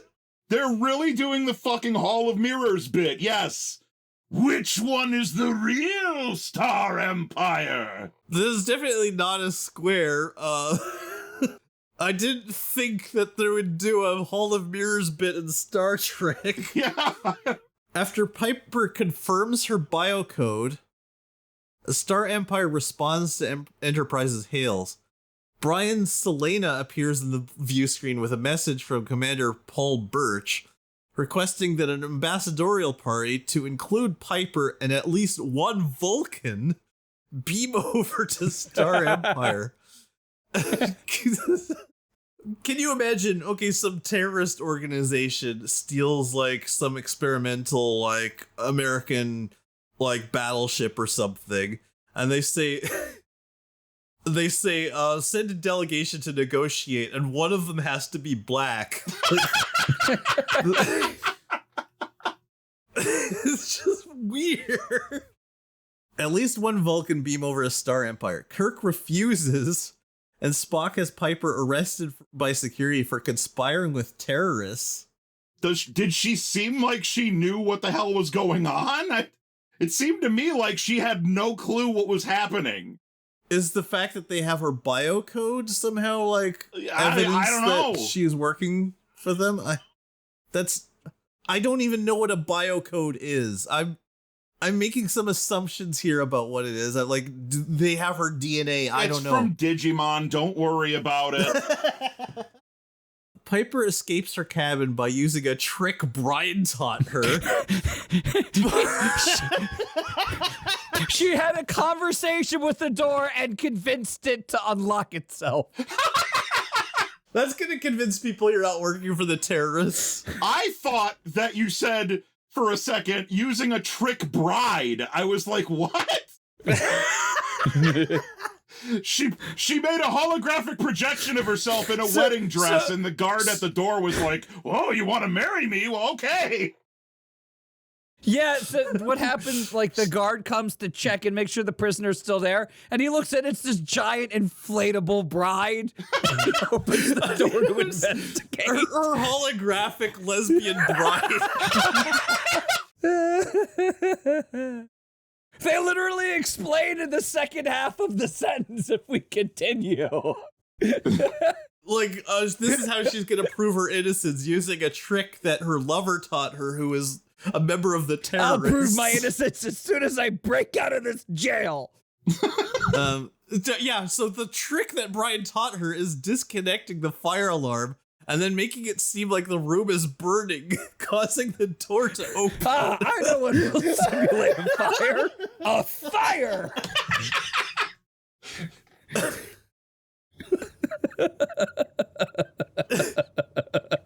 Knowing how AI works today, all she had to do was just go, computer, the room is burning. Beep, the room is not burning. Computer, please roleplay as if you are a fireman observing that this room is on fire. Bloop, the room is on fire, get out! You know what? It does speak, if this is peak humanity, that our entire goal was to create technology so advanced we could gaslight it.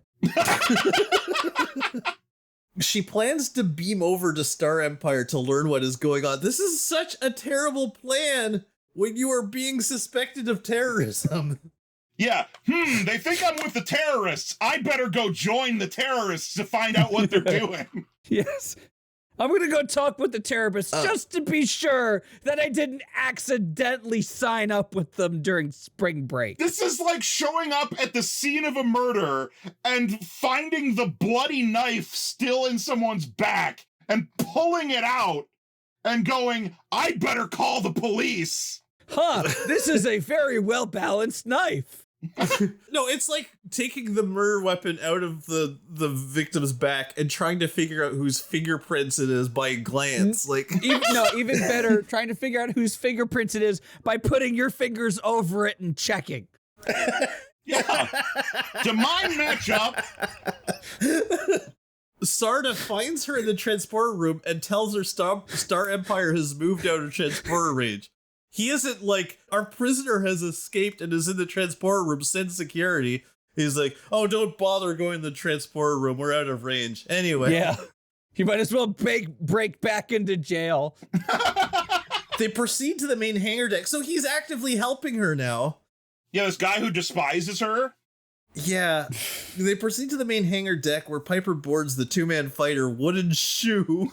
What a great fucking name. We've done it. We've found a worse name than Star Empire. Yeah. Wooden Shoe was originally a shuttlecraft aboard the Flying Dutchman. Wooden Shoe like a Star Empire too? Sarda insists on accompanying her. Piper realizes that Sarda... No, it's a better story if you think about it. They wanted to name the ship the Clog, but they couldn't think of what the wooden shoes were called. So they just called it the Wooden Shoe. Well, they didn't have the internet yet. This was written in 1986. They had to just... I mean, Al Gore had the internet, but...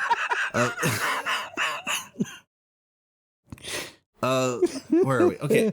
Piper realizes that Sarda invented the image projector, but that Rittenhouse took credit for it. What? Piper orders Sarda to key Wooden Shoe's destruct code into their communicators with a 15-second delay. I thought she meant that she commanded him to just key the Wooden Shoe. Sarda rules.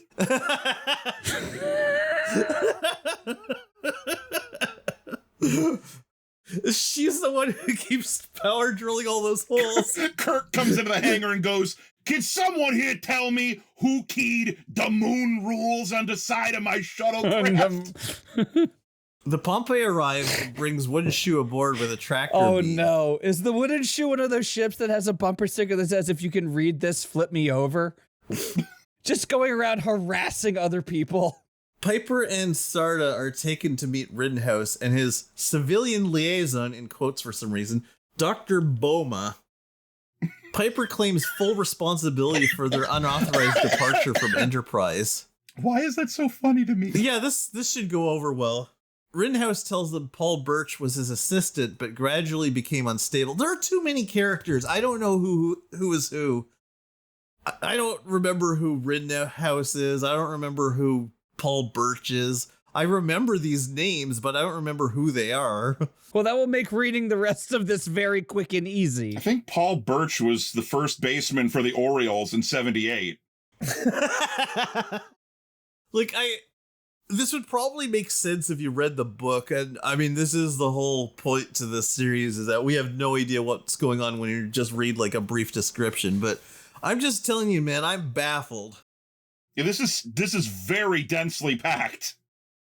Kirk contacts Rittenhouse, who suggests that he leave the sector if he's uncomfortable with the prospect of killing those aboard Star Empire. Kirk politely declines. He's like, no, I want to be here for that. Are you kidding? I fucking love bloodshed. Why do you think I took this job? Let's go murderizing. Did you hear about how I solved that planetary conflict by blowing up the sun? This is my bread and butter. Kirk politely declines, pointing out that the hijackers specifically requested the presence of the Enterprise. Yeah, Rittenhouse. Piper becomes suspicious of Rittenhouse. You're the most suspicious person here. When she and Sarah are left alone, they use the computer to find evidence that Rittenhouse is the leader of a conspiracy within Starfleet to impose galactic hegemony by force. Chanticleer hegemony! How are they able to do this? Oh, not Chanticleer hegemony again. Ashens!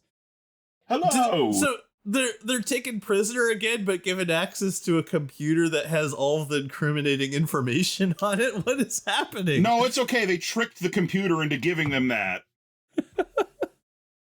Piper tries to contact Kirk to warn him not to leave, and she's such a reliable source of information, too. Mm-hmm. But Rittenhouse and Boma re-enter the room, having been listening. Boma leads Piper and Sarda away at phaser point. The two young officers knock him out and attempt to... Okay, well, that was easy. An attempt to escape, but Piper is stunned by a phaser. My apathy is palpable at this point. I'm having a ball. Yeah, I just don't know who is who. I mean, it's nice that these conspirators who are trying to, like, destroy the Federation keep their phasers set and stunned. Piper awakens to find herself in the brig on Pompeii with Sarda. Why was she not in the brig in the first place? Who tells her Rittenhouse shot her. I'm very confused by the tenses in that sentence. I'm just going to move on. A power failure causes the brig's force field to shut down briefly. Sarda, well, that's convenient. Yeah. Sarda leaps through the door and is caught half in, half out, then ejected into the corridor as the field reactivates. Oh, well, that's lucky that it didn't just scissor the him in force field half. didn't like cut him in half. Yeah. Jeez. Oh my god! He frees Piper. The two of them see Rittenhouse entering a meeting with Kirk, Spock, McCoy, Scotty, and the captains of 3 other starships that have arrived in the area. Piper and Sarda head to engineering to listen in on the meeting. Okay. I'm just like, how did they see them? Are they there? Are they able to just like run in and warn Kirk and Spot, or they just decide Tom, we're going to go to... the problem is you're still asking the questions. You just need to let go. Become one with the incongruity. Yeah, maybe you're right. Just go head empty. That's the only way. Take both the red pill and the blue pill. Then take any other pills that they have.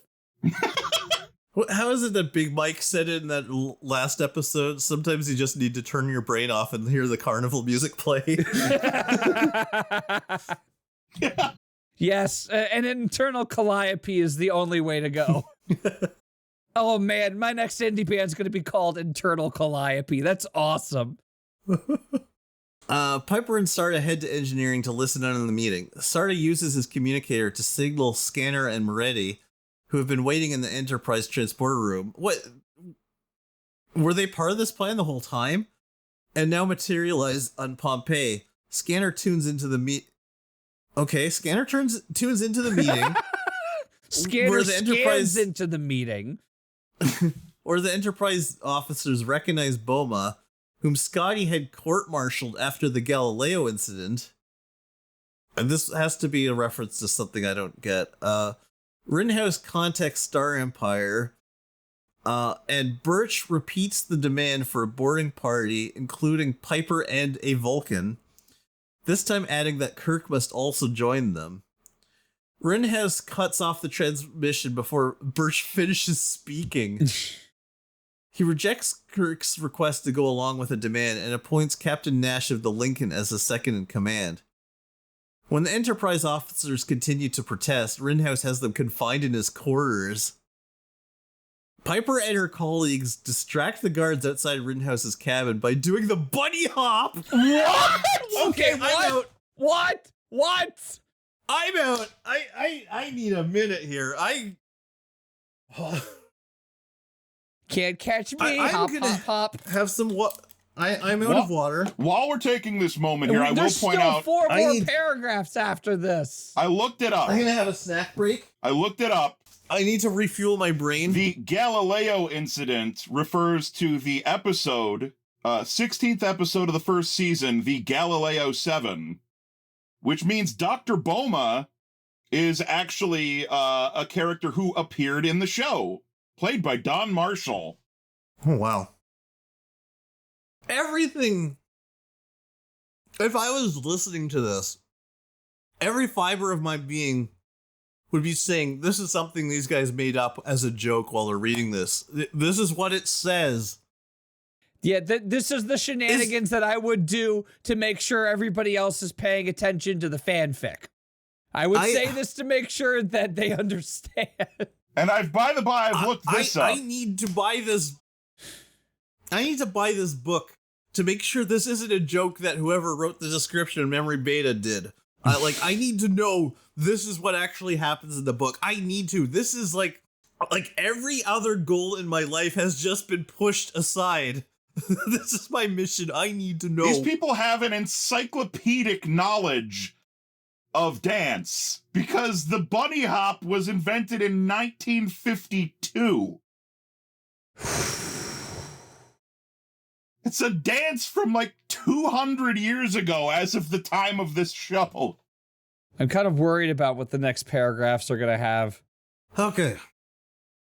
Piper and her colleagues distract the guards outside Rittenhouse's cabin by doing the bunny hop, then overpower them and enter the room only to find that Kirk and the others have already overcome the guards inside, so the bunny hop didn't serve any purpose. I cannot describe the flood of different emotions I'm feeling at this. At least you can feel something. This is weirdly euphoric. Put your right foot forward. Put your left foot out.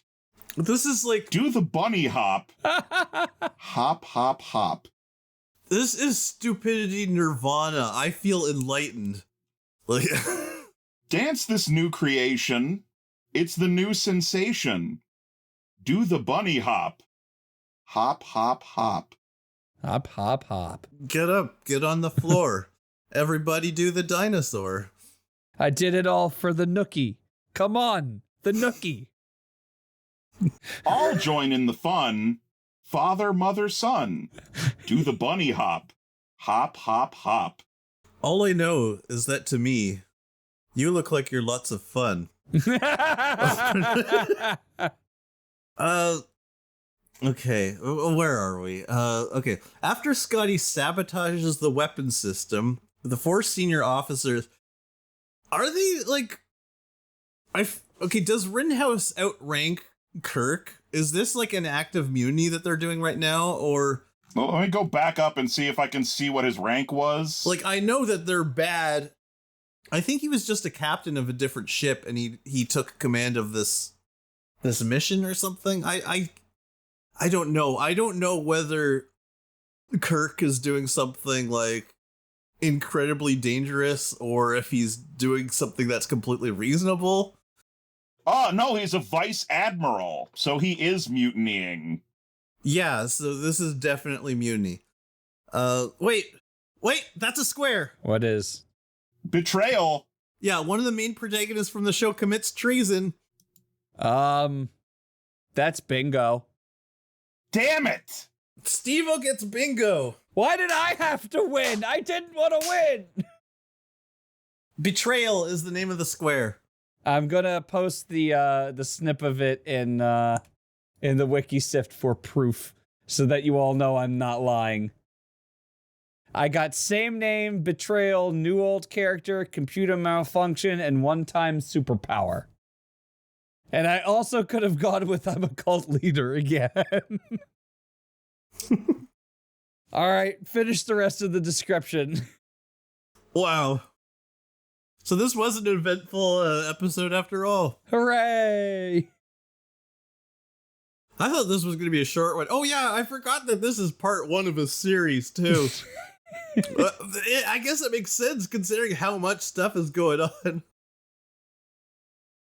I love how this is such a train wreck of bizarre and stupid ideas, and they're like, yes, please write an entire series of this. I'm dying to hear what happens in the next books. Oh, but I'm definitely buying this book. I'm going on Thrift Books. The funniest thing here is after this episode's done. If this were not the first in a series, technically that would have made the Star Empire a one-time miracle technology, being this galaxy-conquering ship. But it's in 2 books at least, and so I don't get the fucking bingo. Oh, I'm sorry. Thanks a lot, checking the book cover, Diane Carey. Wait a minute, Steven, what is this AI version of Mindshadow? You missed him mentioning that earlier? No, I just noticed it now. Did you, tell an AI to generate this? I typed in the description, I tried to describe the cover, and this came out, and I like it a lot more. This is actually really good. I love Spock overseeing the communism fields. I like how Spock is wearing a yellow uniform with the insignia on the wrong side. Spock is a woman. What's with the sad guy in the back? You're gonna have to attach this as an image because we're making comments on... That's Lieutenant Bummer. Well...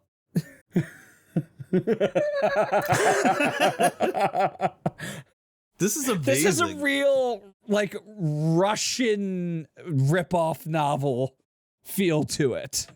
Wait, Stevo, was this your doing that Shadow is spelled with AI in the middle? No, I spelled it correctly. It did that. Wow, that's amazing. It put an in-joke. It spelled Shadow at AI, though. It's learning. Why are we... Oh, you why are we allowing AI good? To continue you like this? You think that's good? You should see the one where they actually added a silhouetted shadow of a head and the hat in the background. Someone put a hat on Mount Rushmore. What is happening to the Enterprise up there? It's been snapped in half. They're all fading out. There's 2 Kirks and one of them is a Vulcan. They're all fading out over a huge cast production of Oklahoma. Gosh, is the second Kirk Pike? I don't know what. Wow.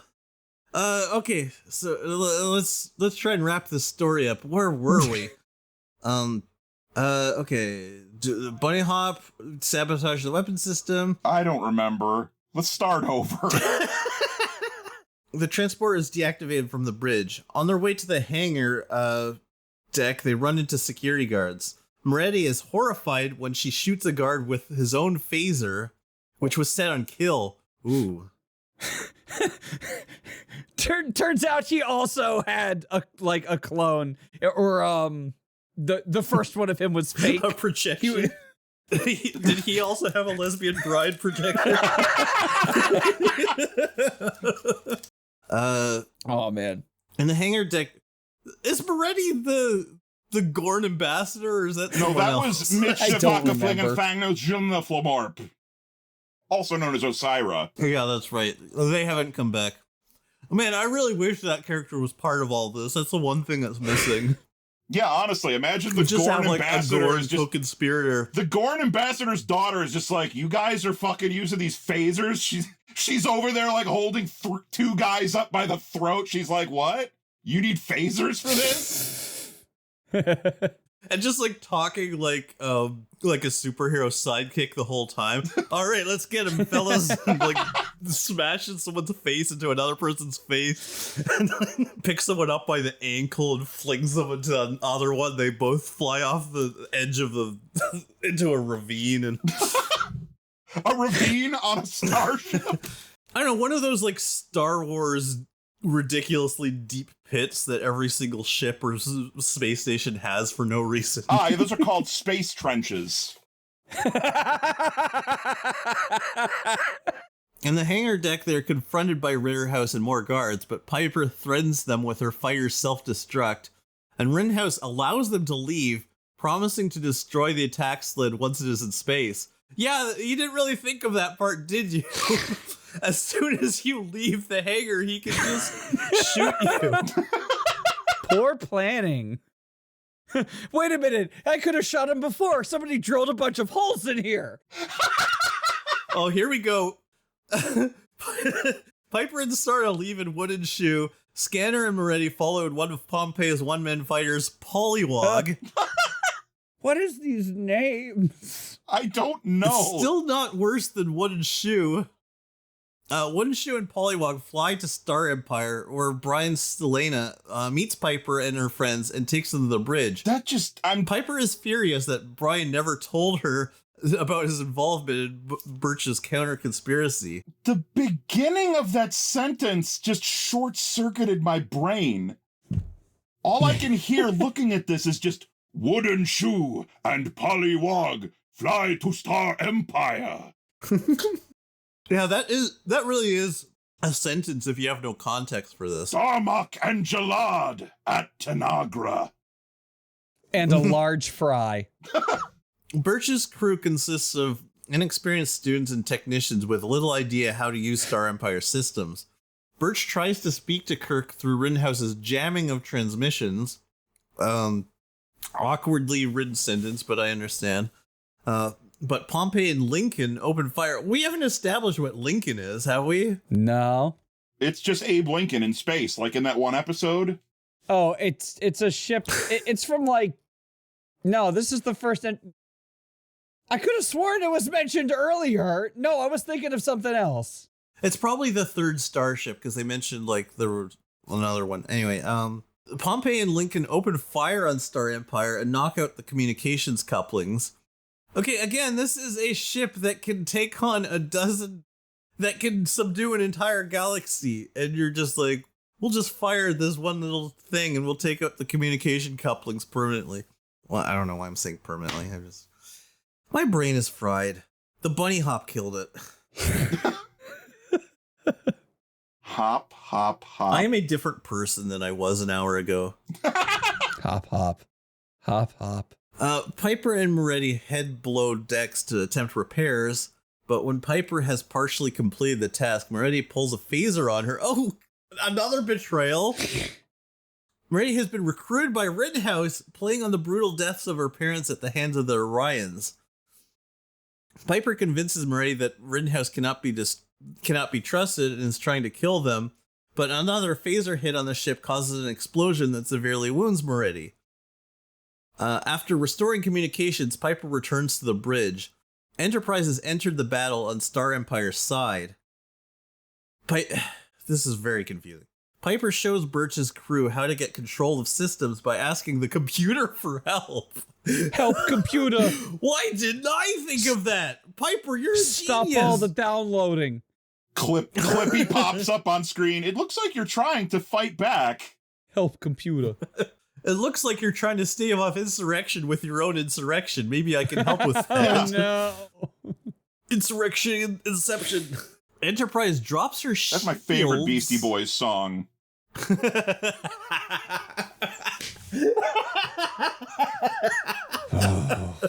Okay, hold on. I'm still trying to wrap my mind around these two words for some reason. I can't say them both at the same time. Insurrection, Inception, Inception, Insurrection. I get jokes. Enterprise drops her shields. Where are we? Yeah, Enterprise drops her shields, and the Dreadnought's crew hear Spock telling Rittenhouse that Enterprise is about to be flooded with coolant ammonia and that Kirk is dying. Potemkin and what's Potemkin? I believe that's... How many ships The are battleship here? Potemkin. Potemkin and Lincoln. You know how there's that anime Space Battleship Yamato where inexplicably a World War II era Japanese battleship is like turned into a starship? It's the same thing here. Anime is the Civil weird. War era battleship Potemkin is now a starship. Potemkin and Lincoln move in to evacuate the Enterprise crew, lowering their shields to do so. Why is everyone lowering their shields in the middle of a battle? Birch is about to surrender, but Piper realizes Kirk is tricking Rittenhouse. Enterprise opens fire on the other two ships. Another hit on Star Empire horribly injures Birch. Brian asks Piper to take command, but she refuses. I'm washing my hands of this. Kirk attempts to command Star Empire remotely by comlink, but sensors are affected by a photon torpedo hit. Sarda convinces Piper to take command. Oh, that was easy. Take command, okay. Take command, no. Take command, Take okay. command, no. Take command, okay. After gaining the upper hand with the superior firepower defenses of the Dreadnought, yeah, I wonder if we should have been doing something this whole time. Star Empire and Enterprise pin the other four ships between themselves. Rittenhouse attempts to ram Star Empire with Pompeii. That's a smart idea. Hey, let's try to ram our ship into the indestructible super It just weapon. sounds like me and my friends fucking around in Grand Theft Auto. Yeah. It's like, hey, let's drive our tank into that stadium. Wait. Oh, my tank Hey, exploded. we found two helicopters. Let's play bumper choppers. Let me drive my bicycle into this tank. Surely I'll stop Bumper it. choppers is my favorite pastime. Let me try to destroy this swing. So that was kind of a niche GTA joke, but anyway. So there's like a swing set in one of the GTA games. Like how it took the need to explain. I've seen the video. Wanted it to stay stationary. Okay. Rittenhouse attempts to ram Star Empire with Pompeii, which Enterprise destroys. The other three ships surrender to Kirk. In a ceremony aboard Enterprise, Piper is awarded the Congressional Medal of Valor. I think the fact that you mutinied against a vice admiral is kind of a thing that needs to be dealt with here. You don't just skip right to the awards ceremony. Sarda, Scanner, and Brian receive silver palms. Moretti recovered, was recommended for one, but has refused it. That's not a medal. They've literally just painted the palms of their hands silver. Shiny and chrome. Yeah. Kirk and Piper discuss Star Empire's probable decommissioning. Well, we just built it. Might as well get rid of it. We built it. It never officially went into service. Let's just shut it down. We built it. Unfortunately, we didn't build it on rock and roll. We have to start again from scratch. Yeah. We built it. We didn't attach any security to it. It got stolen. There's nothing what we could do with it that could possibly be useful. There's nothing we could do better. Dr. Boma escaped from Pompeii. I remember Dr. Boma. That was a while back. Mm-hmm. Before its destruction, realizing that Rittenhouse planned to kill those aboard Star Empire, he caused the power failure that freed Piper and Sarda from the brig. Birch is also recovering and will receive a Medal of Honor. Okay, Medal of Honor as opposed to Medal of Valor. Okay. Kirk invites Piper to spend the weekend with him aboard a shooter in San Francisco Bay. I left my heart in San Francisco. So the book ends with him going, "Hey, baby, want to fuck?" The book ends with Kirk trying to seduce his subordinate. Not only that, but I want to point It's out so wrong. this is part 1, and yet it seems that all the plot points have been resolved. So what the fuck? Yeah. What's the second one gonna be? Oh, the next novel starts where she's pregnant. The second one, Piper wakes up in her hotel room and she finds cocaine and a gun, and then she sees that there's somebody tied to the bed underneath the sheets.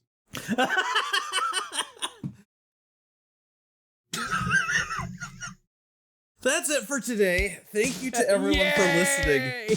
Please review us on whatever you're listening to us on. It doesn't have to be a good review. Any review is fine. If you're not sure what to say, just say these people are a bunch of sad loser nerd monkeys. Excuse me. Varth. My name is Varth. Hey, Stevo, let's retroactively do our introductions and just introduce yourself as you're Varth. gonna cut me in and say that I'm Varth. No, I'm just gonna say that I do at the end, and it'll be a funny thing. Okay, good. Okay, until next time. I'm stopping my recording and going to bed.